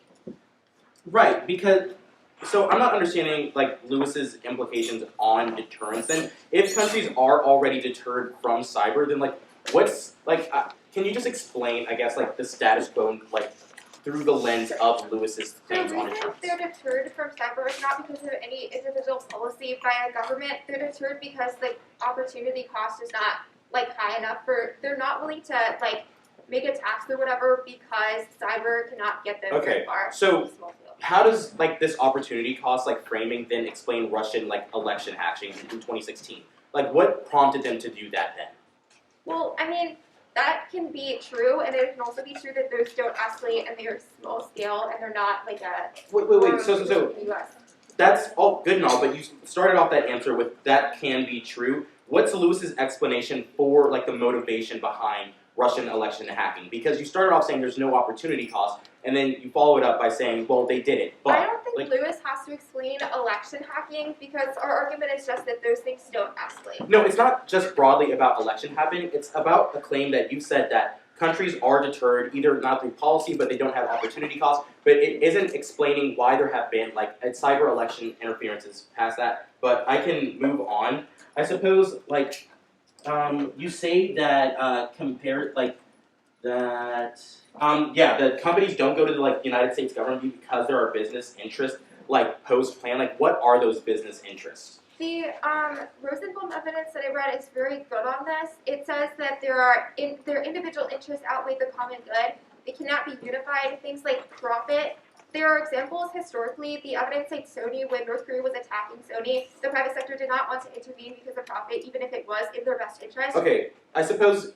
What evidence do you read that isolates that there will be profit-based incentives like post-AF? The Rosenblum evidence, but even if there aren't profit-based incentives, these companies perceive that there will be, and they're less willing to cooperate with nations because of it. This operates with like one level of the 2AC offense where I said companies will want to come forward. The other level is that like with like new thresholds, the United States will have like the legal clout to be able to like, it's like the carrot or the stick. How does this answer like respond to the level of the argument that says that the United States will be able to just like kind of like first, the legal clout argument as per the 2AC is just incorrect. I don't think they have standing to sue these companies. But second is the Rosenblum evidence is the direct impact into that because it says that if we overstretch to protect the private sector, that is really bad for NATO and it hurts the credibility among countries.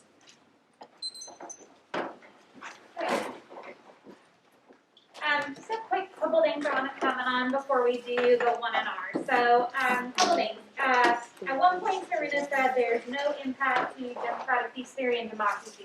Who can tell me what kind of argument that is? Yeah. That's impact defense. That is impact defense. Good job. And how do you know? It's impact defense, not trying to win offense. It's just trying to say, well, you shouldn't you don't actually do that much good. Yeah, absolutely, right? So we want to make sure that unless it contradicts with something that we're saying, we're reading impact defense and debates to help kind of mitigate the risk of the other team's offense. Good. Another thing that I like that Serena did is that she used cross-ex. What did she say? Hargan, what did she say? There. Okay, she made a point and then she was like, Hargan couldn't identify a line in the evidence that supports this claim, right? So she used cross-ex to kind of effectively further the argument she was making in the debate and was able to use cross-ex to her advantage, right? You don't want to forget about those 3 minutes, especially if you think your opponent messed something up or didn't answer something well. Let's see. Oh, another thing that I liked that she was doing is that she's doing a lot of evidence comparison. So for instance, she said at one point that their evidence cites lots of studies and is future predictive. What does future predictive mean? Yeah. It means it's not just like a snapshot of the status quo, but rather that it like predicts what's going to happen later. Absolutely, right? That's kind of the gold standard for debate evidence is that we want evidence that's going to predict what's going to happen in the future and isn't just descriptive of what's happening now, right? And obviously, a card that cites lots of studies is going to be more credible than one that cites one, right? If one study finds that the cancer medicine works, but a consensus of 10 studies finds that it doesn't, you're probably going to go with the 10 studies. Okay. Another argument that she was making was that the private sector probably wouldn't like the plan and wouldn't go along with it, and that businesses follow in their own self-interest, right? And so I thought that was a really strategic argument to make because it kind of attacks the solvency. So even though she didn't go to the solvency page, she's making solvency type arguments on case. Okay, so we just have the 2 NC, so what is the 1 NR going to be? The dissent. Alright. It's gonna be the dissent. The 1 and R. There's a slight overview of the top of it. We don't know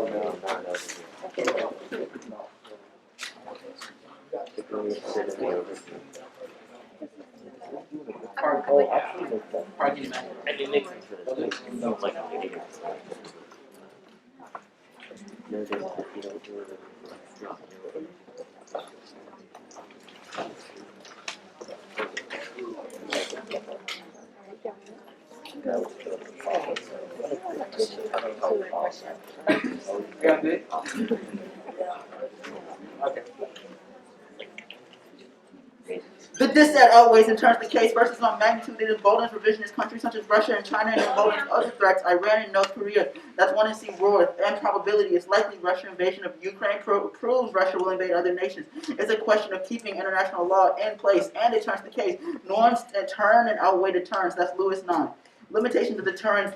U.S. is vulnerable gaming by creating international norms. Reduced likelihood of success for an opponent in ways not achievable by threatening retaliation. Onto line by line. First, 2AC1. That was the overview, but even then, the app is not faster on time frame. The cyber attacks are happening now in the status quo, which means you assume that even without the plan, it's going to be way off before cyber attacks cause the impacts the affirmative says. But even then, the dissent happens faster on time frame. Attacks instead of status quo supercharges that are linked causes immediate Article 5 lash out as countries can't stop cyber attacks in time. We don't know. Cyber attacks have already been deployed, which we haven't seen the impact of, which means post-plan Article 5 happens immediately.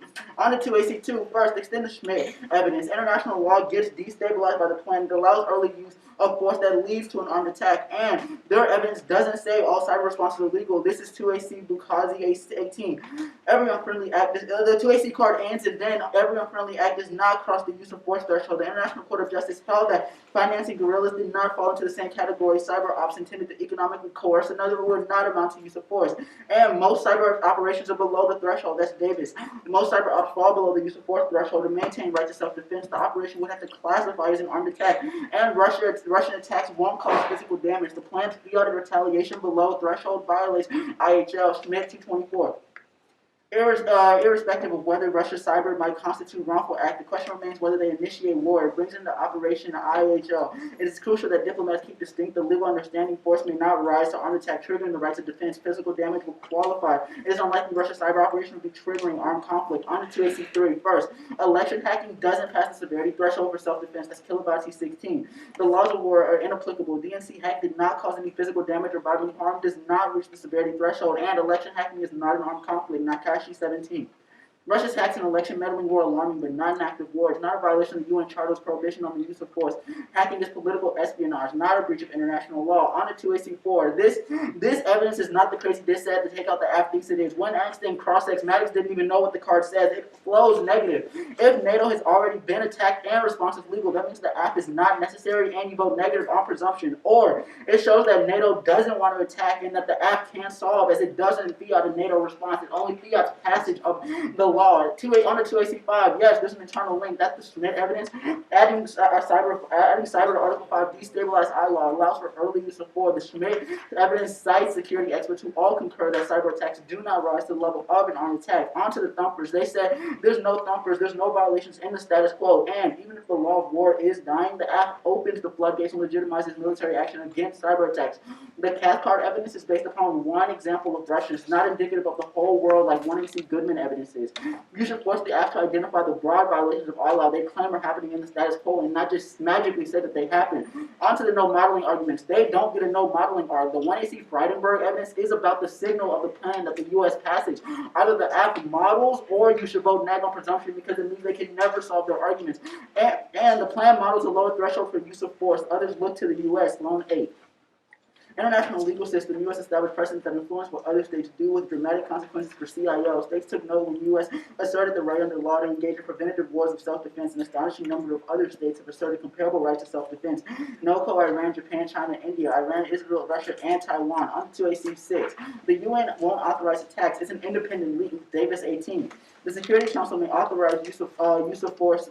The likelihood is minuscule. The UN Security Council does not consider cyber operations to be a threat to peace. 3 of the most pervasive state cyber actors are permanent members of the Security Council with veto power, unlikely to put forth any resolutions that limit their ability to maneuver under cyberspace. On to 287 first. That was the overview. Cross-apply it down here, and their generic impact defense doesn't assume a world of the after which the threshold for an Article 5 response is literally on the floor. And international law contains violence. That's in Barkley 18. Wait. No. Did I read this part above? I'll read it again. The fact that ILAW is dismissed as misleading understates the importance of international agreements as maintaining peace and security. ILAW shapes and governs government's activities. It is even more important that such actions are countered with a strong commitment to existing international law.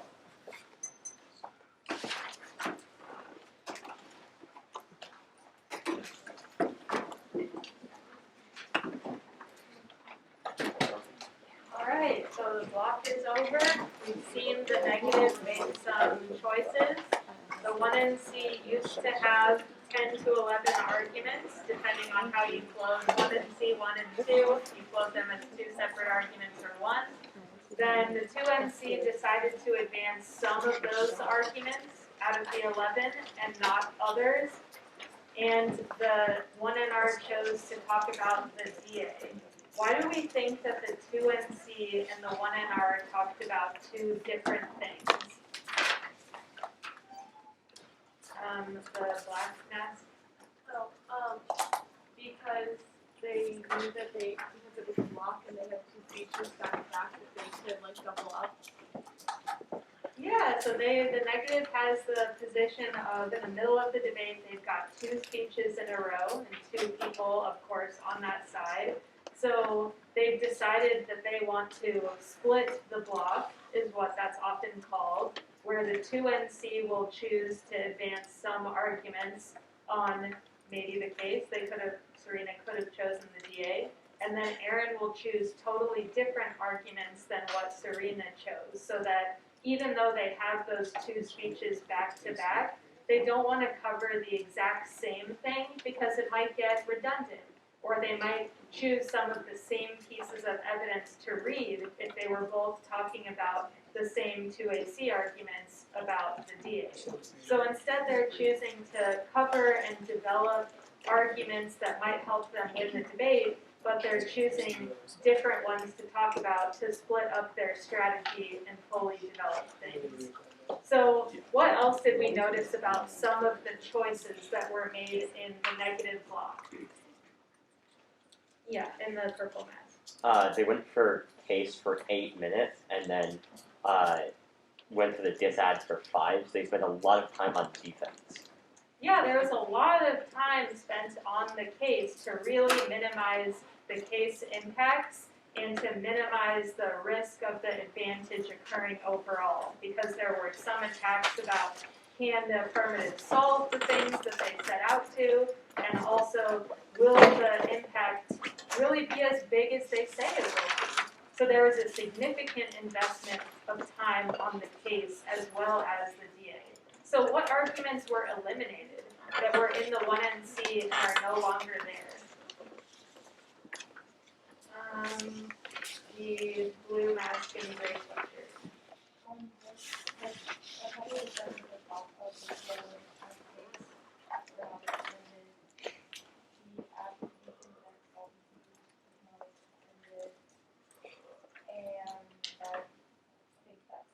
Yeah, so a lot of the things at the very beginning of the 1NC on case that were labeled as turns, which could have been potential options for the 2NR to try to just win the debate.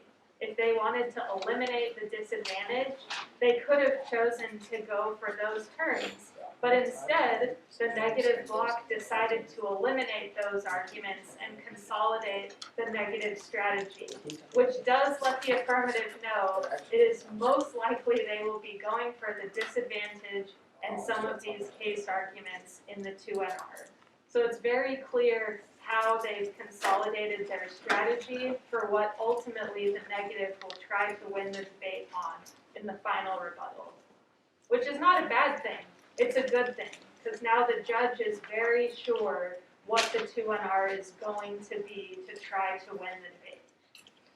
Okay, hopefully when you were flowing during the negative block, you might have also noticed some things about your spacing there too.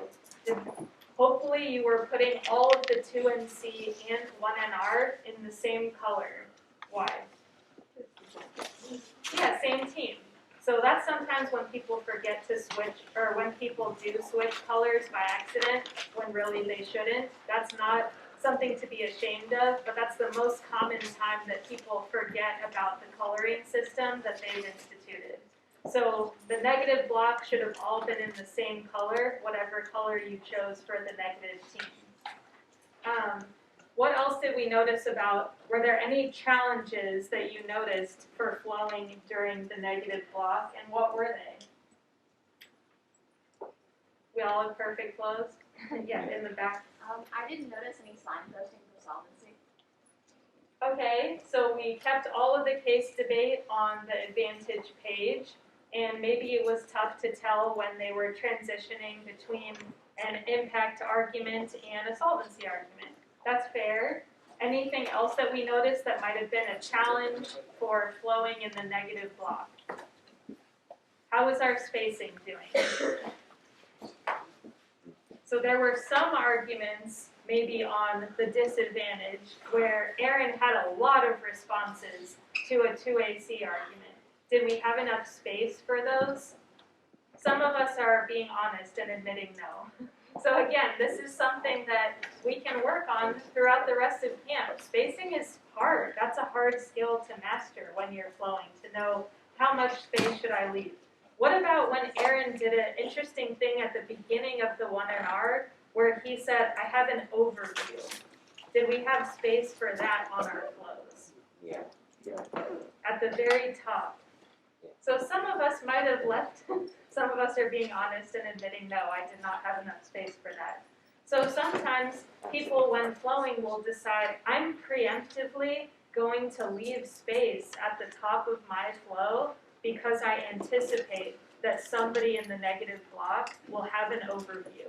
Or people may decide, I'm going to take a separate sheet of paper and I'm going to put anything somebody says is an overview on that piece of paper because I forgot to leave space on my original disadvantage flow. So those are all definitely things to notice and not be embarrassed about, but those are things that are hard skills to master and that you might think about for your future debates. I want to work on my spacing, or I want to try out something new with leaving space at the top of my flow in anticipation of somebody in the negative block on a position like a disadvantage will have an overview exactly like the one that Aaron gave in that 1NR. And once Harkin returns, we will hear from the 1AR speech. Any questions that we have before he comes back about something strategy-wise or stylistic that you might have questions about what was happening here? Yeah. I didn't super get the no thumpers argument. The no thumpers argument. So what was Maddox's argument that he called a thumper in the 2AC? Does anyone remember? So this would be on the disadvantage. Yes. No? Was someone raising their hand in the middle? Anyone remember an argument called a thumper? Let's look at our disadvantage flows. Yeah. I remember it being said that I didn't, like, like I didn't really know like what it meant to have like the thumper. Like I didn't know if that was like just like a word in the argument or like something like that. But I do remember it being like said. Okay, so we remember there was a thumper in the 2AC. Anyone remember any more details about that argument? Yeah, in the Altamont shirt. Wasn't it on the So what does anyone have written down besides that word thumper? Yeah, in the middle. I had Davis 19 written down, and then for the response I had lawn 8. Okay, so we have some author names that we think are relevant there. Anyone else have more detail to add about this argument? Yeah. I assume we're like referring to like the data we've already been. We might be. Yeah. It's like dump the link because if like data has already been attacked and like there's already like undermining its credibility, like it should dump the link for international law. Okay, so something else is already about to happen or happening now that's going to get in the way of the negatives uniqueness story. So then to return back to your question, person in the front, what was your question about the answer to the thumper then? I thought the attack was that. I thought it was the she expressed how to say that. Because then the first one was like something about the model. Like the model, like, I don't know, my clothes down.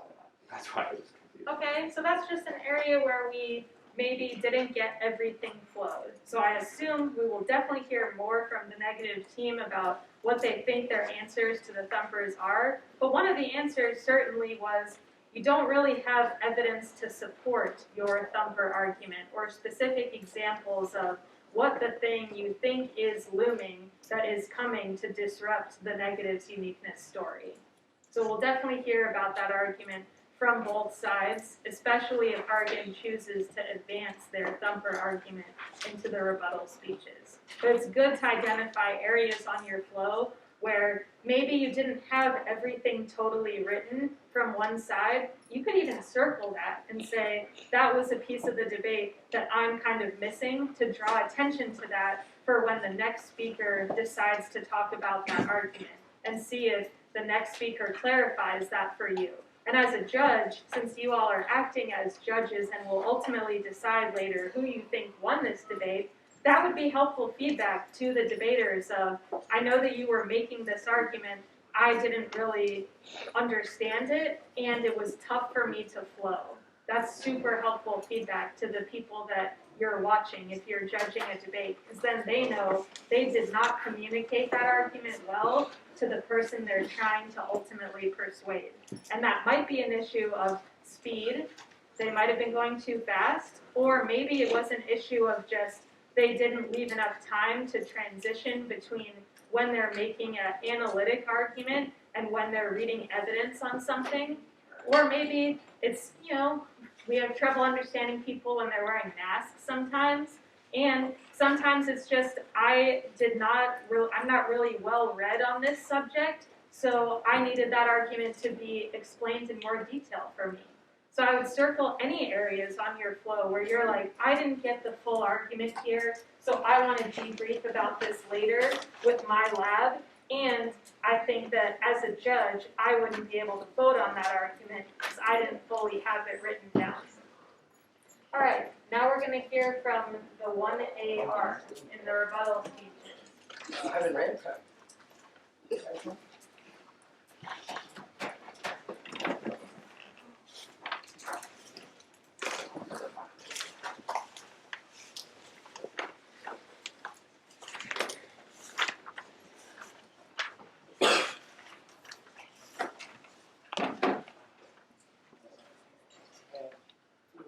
Good. There's too many people for me to share the concept of this. Okay. Almost every single argument boils down to deterrence. Filter this through uniqueness. Russia is ramping up attacks now because of the lack of Article 5 credibility.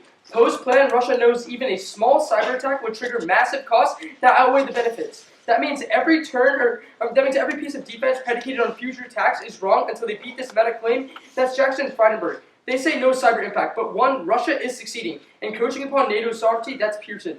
Russia thinks they are successful with elections and their other disinformation campaigns, and they've proven to change the populist tide in Europe. Second is, yes, there's a correlation and impact. Attacks on infrastructure, grid, and NC3 systems cause nuclear retaliation or miscalculation. Spoofing nuclear systems overcomes their tit-for-tat defense. That's Claire and Healy. Third is Lewis is terrible. It's from 2009 and it doesn't account for huge tech advancements, especially Russia's new tactic of hybrid warfare. They say private sector, but one, it's about NATO as a whole. It doesn't assume individual countries have the legal ability to compel companies. Plus, they would want federal help because the plan makes smaller attacks more alarming. Second is business interests go aft. They lose so much profit if they get attacked because their grid and all their other infrastructure and data would get lost, so they would want help from federal agencies. Third is, yes, there is legal standing. International treaties like Article 5 are binding in domestic law. Executive emergency orders are also more likely. We might not have evidence on this, but neither do they, and I'm spitting straight facts. Fourth is Rosenblum is from 6 years ago. It doesn't assume incentives changed after recent attacks on Microsoft and Sony. They say democracy impact, but democracy is not responsive. Our argument is not democracies don't fight each other, but liberal order is key. One is this key to capping conflict escalation in global hotspots around the world that see clashes with revisionist countries. Second is it fosters cooperation on existential issues like climate change, disease, and emerging tech, which is a drop impact coming out of the block. That's back. The 2 NC card is the same warrants as Larison, which I've answered above. They say no secession, but I'll concede it. I'm not going to go for this impact, which means the top of the 2 NC and all the other parts are irrelevant, and I answered all the internal link stuff that Serena did here above. They say no NATO impact and collapse inevitable, but again, I'm not going to go for the NATO impact, but I will answer no collapse. One is the card is about fights. We agree. It's because of disagreements on cyber. Second is it never makes a collapse claim. At best, it's uniqueness for why the lack of NATO cred now, but we have reverse causal evidence for why the plan bolsters NATO's image. And Serena's just wrong about aft solvency. We are outcarding them 5-1. The Friedenberg evidence is a paradigm shift in how NATO interprets and defends cyber attacks, which strengthen NATO's collective defense, both perceptually and physically, which are both sufficient to deter future Russian attacks. Look, we don't have to win. Russia stops hacking singular computers, but rather Russia de-escalates its broader strategy of info warfare. Prefer our evidence. Theirs is just a columnist for a random newspaper where we have a consensus of scholars who devote their life to studying NATO and Russia, the DISAT. There is no magnitude claim. 1 NC evidence never says nuclear or even war in the card. Our impacts happen much quicker, which I weigh because you should live to fight another day. Quick cyber attacks escalate in the short term, and there's no turns case. Norms fail all the time. 1 NC cross-checks and all of the evidence right on the block could not explain how the UN upholds norms, but we do solve the dissad. One is deterrence and Article 5. We access uniqueness. The defense pact thwarts large Russian attacks now, lowering the threshold solves, and Russia obviously does not want to draw on NATO. That's Friedenberg. Second is the liberal order. The solidifies cyber norms and broader liberal values that prevents the early use of force. That's Homeland. Next, I'll extend 2EC5 that there's no modeling. A is the link is non-unique. States have already different applications of cyber in ILAW, and the lack of uniformity causes more violations. They've read zero uniqueness evidence in this debate. B is broader compliance. Ukraine proves. Nobody follows ILAW because of lack of enforcement, and they violate the law of armed conflict all the time. That's Davis. C is cyber is insulated from modeling, so even if Aaron is right about this double-blind claim, it's purely a question of deterrence, and the part about the liberal order cooperating is also insulated. Their evidence is about preventive wars, not the early use of force. And also, no one complies. Cathcart 22. Armed conflicts leads to a pessimistic view of the effectiveness, credibility, and legitimacy of LOAC. Ukraine, Syria, Yemen, Iraq, Afghanistan, Congo, Somalia, and the past conflicts, the sheer number of gross LOAC breaches and the human rights violations, basic rules, breached by states and NSAs remains an intractable problem, challenge the credibility of LOAC. I'll extend 2EC3, there's no link. The one in our pieces of evidence are just a tag, no real warrants. Extend Orega 21, election interference threatens political sovereignty and self-determination, and justifies self-defense. Kinetic damage being the only metric is terrible because it doesn't account for direct governmental interference. The UN defines attacks against political sovereignty as justifiable for self-defense. Thus, this is the US and NATO interpretation of an attack. Next, I'll extend 2EC6. The UN fails. Their card is terrible. Obviously, the UN will not attack someone, nor will the Security Council authorize force, but that is our point. They don't have the ability to stop rogue nations. That's the use of evidence. And the UN can't solve rules of peace. Biswas 22.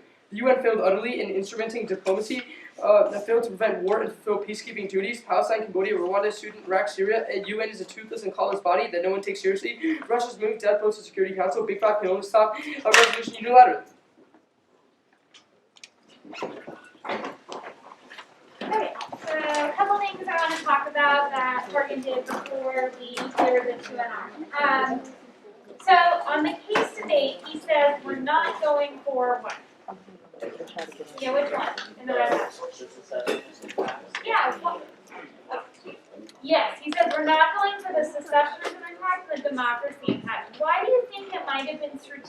the 1AR to kind of pick and choose what impacts he was going for.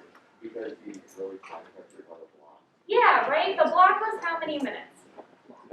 13, and the 1AR is only 5 minutes, which means that you're never going to be able to answer every warrant of everything that was said in the block because the time trade-off is not in your favor, right? Which means that in the 1AR, he has to make strategic choices. And he probably thought, in consultation with his partner, that they were maybe a little behind on those scenarios, and was going to decide to extend a different piece of offense to put more pressure on the 2NR, okay?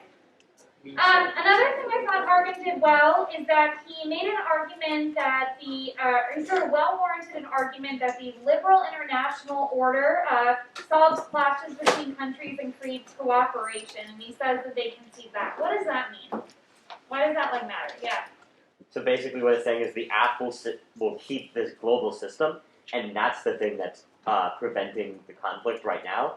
And because the app maintains that thing and the negative hasn't really responded to that, that means the app should be able to win. Absolutely, right? Really good explanation, right? So basically saying you should prefer the affirmative because it maintains and supports this liberal international order of countries working together to help solve issues. And the one thing I liked that he did was he gave some examples, right? I forget exactly what they were, but they were like the refugee crisis, the climate crisis, right? Issues that countries have to work on together. And he said that the app maintains that liberal sense of cooperation in order to work on these issues that affect a lot of countries. At the top of the argument that you can't vote on magnitude for the dissent. This is an example of what's called judge instruction. So he's telling the judge how to weigh the debate, right?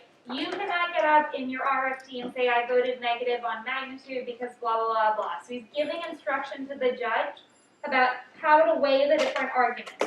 And then he made an argument that they outweighed on what? I heard it, what? Yeah. Time frame, right? So it's kind of unlikely that your impact is going to most of the time, your impact is not going to have high magnitude, high probability, and a fast time frame. So he says that you should sort of view the lens of the app versus the disad as a time frame question, and that the app outweighs on time frame, okay? He also pushed back on an argument the block made that says that they turn case. So what does it mean if we say the disad turns the case? Yeah. The disad solves the problems outlined by the case better than case does. Yeah, so that seems like a pretty threatening argument, right? So he spends some time on the disad explaining that they don't get that turns case argument, which is important because if they did, it would really complicate and make it a lot harder for the affirmative to win the debate. Another thing that I liked that he did was that he provided an example of a way that no country follows international law, and says that the Russia-Ukraine conflict is an example of a violation of international law, which proves that their sort of theories about how countries operate are inaccurate. And then he makes some arguments about how the UN was failing and kind of toothless and ineffective. Why is the stuff about the UN being ineffective relevant? Yeah. Because the dissent has stated that the current international order in the United Nations is responsible for keeping these wars and stuff from intensifying. Yeah, absolutely, right? So in order to kind of win some defense to that argument, he's like, no, the UN kind of sucks and is fails and is toothless and is ineffective, which means that, again, your conception of how the world operates is kind of inaccurate, okay? So now we're going to hear for the 2NR, and the 2NR, again, has a tough job because this is the last negative speech, and they don't get the final word in the debate, right? Obviously, the affirmative gets to get up and make a 2AR and kind of have the final moments with the judge where they're debating. So we'll see if there are arguments made here that kind of predict what the 2AR might go for and tell the judge how to weigh those different arguments.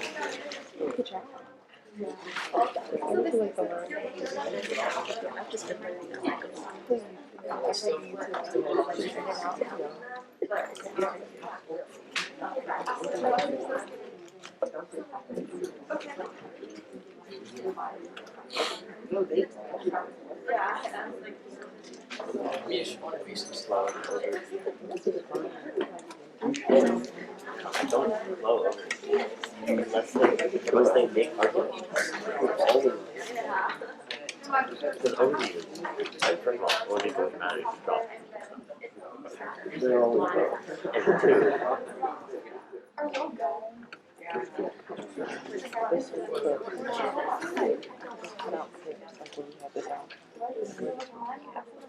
Do you have an extra pen? double color. It doesn't matter. It's only gonna be one.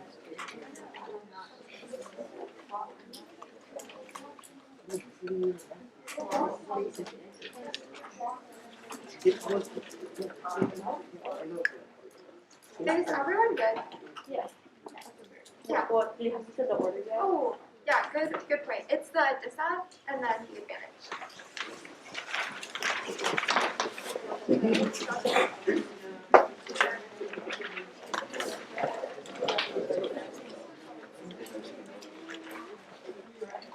Oh my god.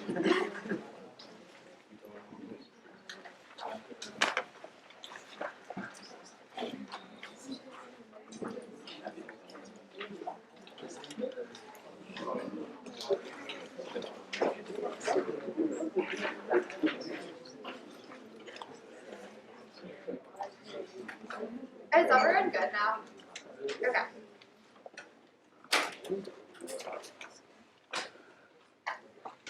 The dissent outweighs and turns the case. Collapse of international law triggers widespread conflict with Iran, Russia, China, and North Korea that all have nuclearly escalatory potential. It accesses every 1AC impacts first, which is a tiebreaker for your ballot. First is Russian escalation. Norm collapse immediately emboldens attacks inside and outside of the cyber realm, which is the conceded one in our Lewis evidence. It says that the status quo is superior to the asked form of deterrence, which is at least a tiebreaker on the debate and accesses a filter to their impacts. But second is democracy. International law is obviously integral to norm setting, and only the status quo accesses it, which will be the case to be in a second. Framing issues that the affirmative scenarios are super long term. Their evidence is that cyber attacks have been occurring and wreaking havoc on NATO for years, but quick destabilization of international law is literally unprecedented, and they conceded the scope of the link debate. They say we do not access a magnitude claim. This is false. Their evidence says that it could escalate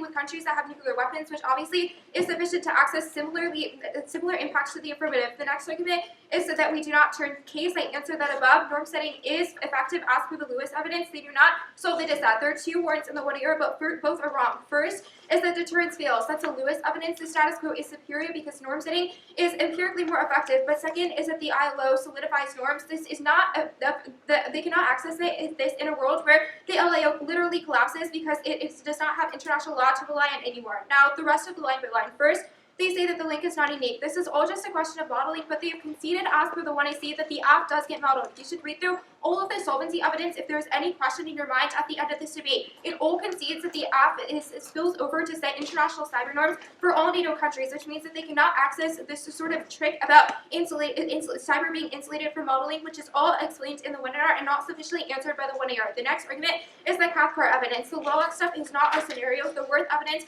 says that larger conflicts are filtered by international law and the UNSC, which is sufficient, and I'll answer more at the bottom of this slide. The next piece of evidence is the Rega evidence that they are within the use of force threshold. This evidence is blatantly wrong. It is not legal to use force against disinformation campaigns, etc. Now, first is the Lennon C. Schmidt evidence is far better. It is the consensus of experts that conclude our way and say that they would massively lower the use of force threshold in order to allow for to declare cyber as an armed attack. But second is the Dewish and Schmidt evidence is not mentioned by the 1AR and read by the 1NR. They are not armed attacks in the status quo. Armed attacks have to inflict physical damage to qualify as such. It does not matter if Harkin does not like this metric because it is the one that is commonly decided upon by experts. The last argument is a Hail Mary. They say that the UN fails. This is wrong. First is the Bezos evidence that they read in the 1AR is a stats professor ranting about the UN. The Worth evidence does a systematic empirical review, and it says that the UN is responsible for the long peace and that it's filtered conflict for decades. Second is the US evidence is similarly wrong. The Worth evidence and Burkett's evidence that is at the bottom of the flow concludes that international law has contained conflict in the past and will continue to do so and is predictive of the future. Now, the advantage. I'm going to briefly extend cyber defense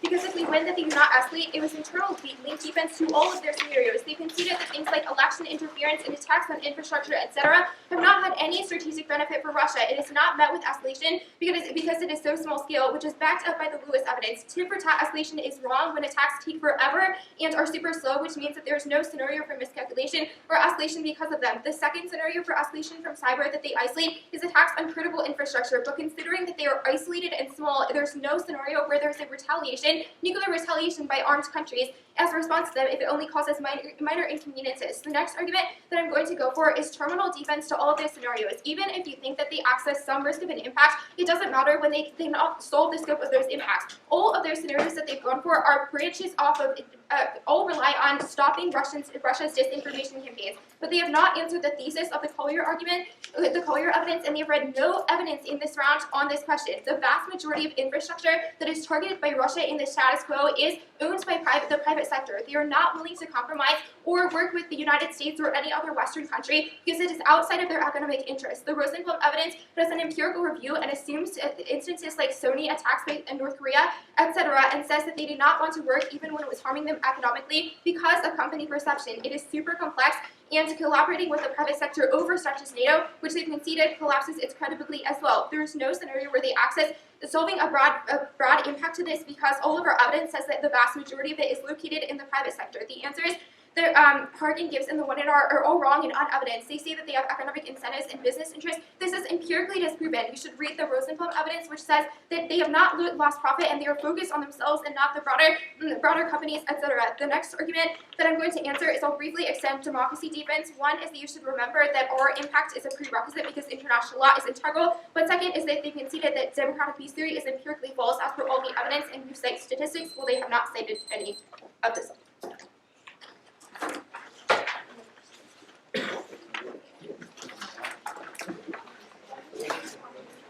Okay, so no surprise, but what did the 2NR choose to try to win the debate on? Yeah. The DA and case.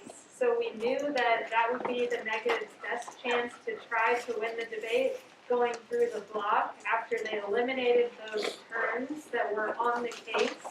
So the negative is going all in, hoping to win that the disadvantage impact is bigger than the case. And the stuff they've done on case is to minimize the chance of the affirmative's case impacts to be as big as they say.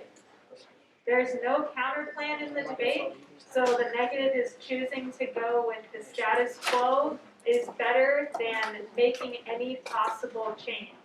So that's how the negative is trying to win the debate. A couple things I really liked about the speech. You may have noticed there were times when Serena, and she did this in the block as well, made arguments that included the phrase, even if. Has anyone heard of even if statements before, either in a math class or a debate? Raise your hand if you have heard of the phrase an even if statement. Good. So a lot of times in debates, people will, in the last rebuttals, say that the debate is not close. You probably heard your opponent, or maybe you've done this, kind of say, I'm winning this, or they have no chance to win this, they conceded that. So one thing that Serena did a great job of, and that all debaters could really work to improve to get better at, is assuming that your opponent will win a couple of their arguments. It will not just be you winning 100% at all times, every single one of your arguments. You have to give some credit to assume that the judge may buy some of the opponent's arguments at some point, and then she's anticipating that even if the judge thinks the opponent wins one argument, then there is still a way that the negative will win the debate.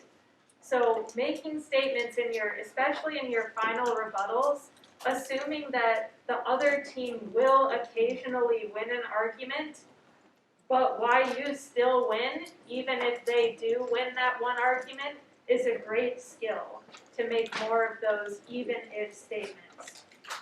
Another thing that I liked was that, Serena made some choices. Her speech is also short. These rebuttal speeches are also all 5 minutes compared to the 8-minute constructives periods. So she can't take into the final rebuttal every single on-case argument, even that the negative block chose to talk about. So she made some choices of, I'm going to talk about my disadvantage first, really develop and try to solidly win that, and then I'm going to pick just a couple arguments on case that I think are my best shot to really minimize the case. So which of the arguments did she choose to really go in on the case? In the middle in the black mask. The private sector says no. Yeah, so there was arguments continued about the private sector and infrastructure, and some arguments about why there's no cyber impact, or it can't escalate or do really successful things to interfere with elections. That one was definitely covered, and anything else that you noticed on case that was talked about as a way to minimize the chance of the case being really that big. Any other arguments? Yeah, purple mask. They just read generic impact defense on these cyber attacks won't escalate. Liberal order, national order will be turned by the disad. Just trying to minimize the risk of a straight up just case outweighs the impacts. Okay, so yeah, the DA totally separate, but on case you agree with the previous person that they definitely covered that the cyber attacks will not escalate. That's good. What did we notice about some of the evidence comparison in the 2NR? Did you notice that there were some statements made about the source quality in there? Yeah.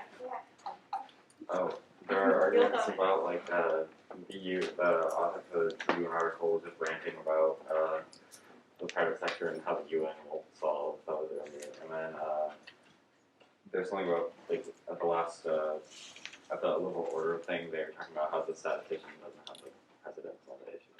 Yeah, so we kind of made fun of some of the authors for not having special expertise in the subject area about the evidence that they're writing about.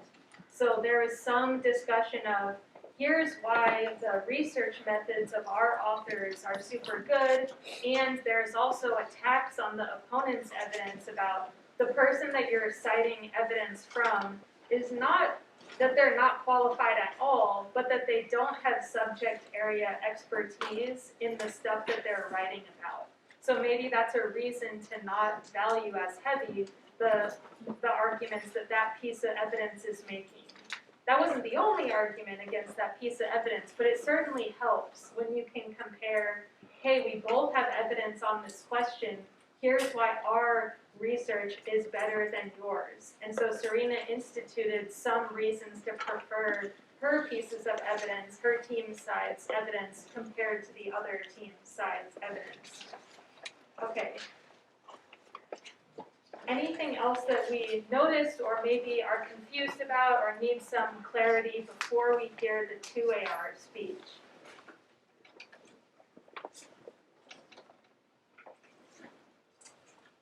Okay, how is our flows doing?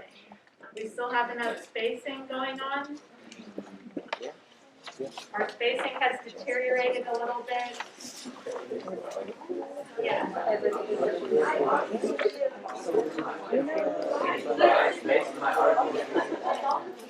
So we've got some issues going. What's the issue? I can read it.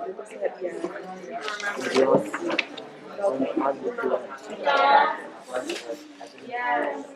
First of all, thank you for being vulnerable and sharing and admitting that this is an issue, because a lot of people have that exact same issue.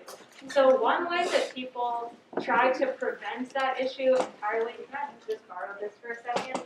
So this person has chosen to draw columns that are equally spaced prior to the debate even starting. And that's a super smart move, because then that ensures that they are confined to the space that their column has been drawn for that speech. And so all their columns represented here for, just like Lauren put on the board, so then it forces you in your head to say, I can't use any more space than I am allowed. Or, I love to borrow this person's too. So this person has purposely folded like this to make columns for themselves. And so they also are confining themselves to only the space that they have. And some people do that before a debate. This is also a great example right here. And I'm not just picking them because like some of these people are in my lab, but some of them are purposely folding their paper so that they don't encounter the problem that you just identified, which is super common if you don't, because you're like, my last tournament has not been for a couple months, so I've kind of forgot that I do need to write small, I do need to write abbreviations, and I need enough space at the end of the debate. And if I write too big, I will not have that space, and you'll have to move to other sheets of paper. So definitely, I would say there's not too much you can do about it once it's happened. So my best advice to you is to start the debate before the debate even starts by either folding the piece of paper or drawing the columns for yourself to make sure that by the 2AR, I still have a full column of space. And it's hard.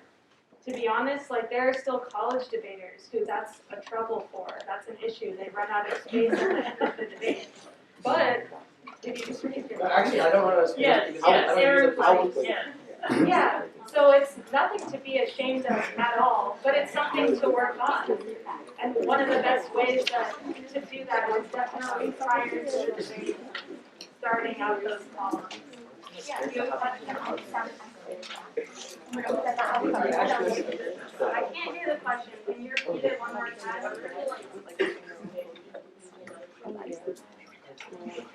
So there are some environmental disadvantages to using more paper. But yes, I mean, if you notice, I'm going to need more paper.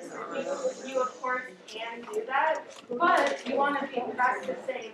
I want to make sure that the debate can fit on the one sheet of paper so that you have a great at-a-glance view, and that when the judge is giving you some feedback after the debate and they're telling you or your opponents why you won, why you lost, maybe what arguments they found clear or unclear, then if you have to be rifling through 8 different papers, then it's going to be hard for you to follow that judge feedback, and it'll become very disorganized for you as a speaker to have to bring up so many sheets of paper. Something might get lost. You might end up forgetting about the back side of the piece of paper. I know that's happened to a bunch of my debaters and myself over when I was in high school, Or you might just realize that I forgot to bring up a piece of paper entirely that had an argument I was going to try to win the debate on if you have too many sheets of paper. So people definitely recommend all the arguments on case go on this one sheet of paper to keep it super organized, easy to keep track of the arguments. Now we're going gonna hear from the final speech, the final word in the debate to try to win for the affirmative team. How are we doing, gang? It's gonna be a case in the DA.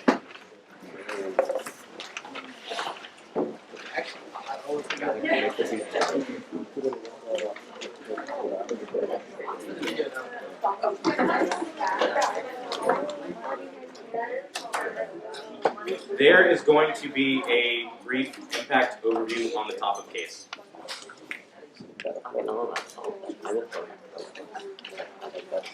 Okay. Is anybody not ready? Swag.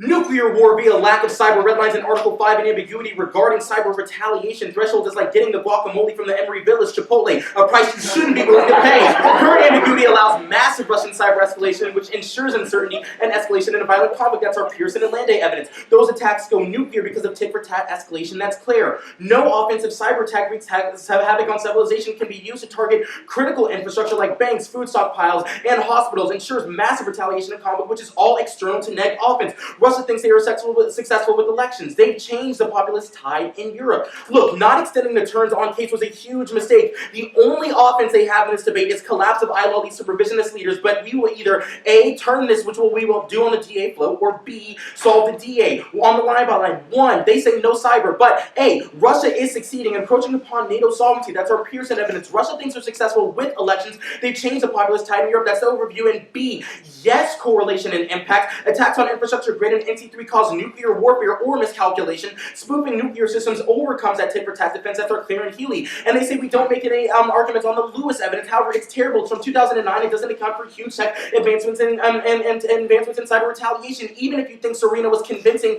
in the 2NR, they have no response. If you have the entire debate for how this Lewis evidence is descriptive of the U.S. election attacks that happened in 2016. Moving on to the democracy impacts. 1, Serena hit the nail on the head when she said she was going to briefly make an argument here. Getting to this part of the flow with only 6 seconds is damning. Not enough ink on the flow. Only argument is DPT isn't real, but extend the Beck evidence. LIO solves conflict escalation. That's in the overview. And democracy arguments are not responsive here. Our argument isn't that democracies don't fight each other ever, but rather that the liberal international order is 1, key to capping conflict escalation in global hotspots. That's the C clashes with revisionist countries. And 2, foster cooperation on existential issues like climate disease and emerging tech. That's Beck. Well, none of which their DA can solve for. And lastly, their 2 and C card is the exact same warrants as Lyrics, in which we answered that above. And moving on to the private sector argument. This is the only non-impact defense arguments they make here. So all you have to do is assess that we have a slight risk of being able to read the private sector for you to vote F on offense defense paradigm. Lack of defense means all I have to do is win a 1% chance that I'm winning on the offense debate. It's about NATO as a whole. Their arguments don't assume individual countries have the legal ability to compel companies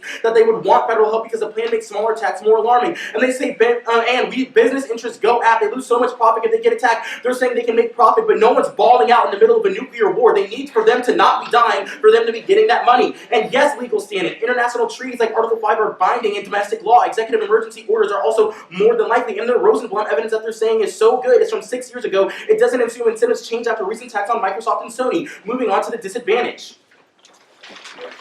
1, case outweighs and turns the DA here. This is going to filter your entire evaluation of the round. Russia's promotions of illiberal leaders through our democracy impact as a better and faster internal link to their warrants as revisionist leaders implementing the very policies that they acted as causing conflicts. They have no explanation for how the illiberal actors that we're talking about on the app are different than the revisionist actors that they're talking about in the DA. We will win a substantive time frame argument that says the rapid promotion of revisionist leaders through Russian cyber interference and escalation outpaces their ILO internal link chain.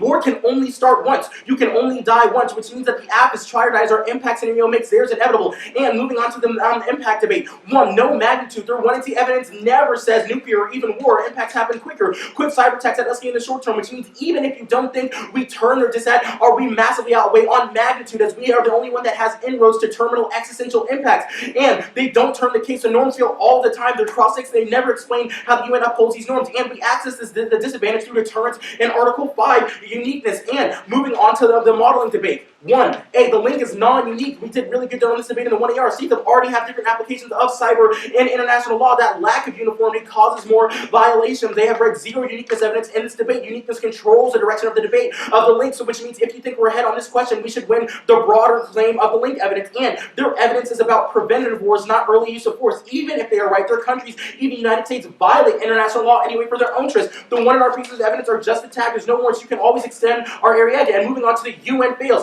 This is a question of NATO versus United Nations. We are far ahead. United Nations has failed to prevent crises in Iran, Yemen, Sudan, Cambodia, Somalia, and more. The 2NR is completely unresponsive to this. UN peacekeepers with blue hats are going to do nothing to stop Putin from asking Ukraine, or from bombing Ukraine, or authorizing massive cyber attacks on Western nations. That's our Cathcart evidence, which is completely conceded. The 2NR does not respond to the fact that the Security Council can veto any UN decision. It means no turns case.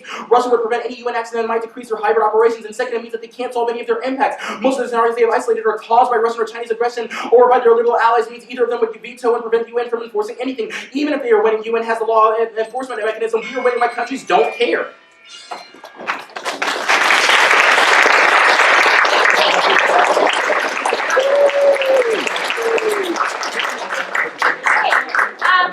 I just want to comment on a couple things in the 2AR that I thought Maddox did well that I wanted to draw your attention to, okay? So one is that at the top, he gives a short impact overview about why the impact of the case outweighs, right? And so we've talked about why it's important to extend key impacts to kind of tell the judge what you're winning. And like Becca talked about after the 2NR, he also makes an even-if statement, so that even if the judge thinks a certain argument goes negative, here's why the judge can still vote out.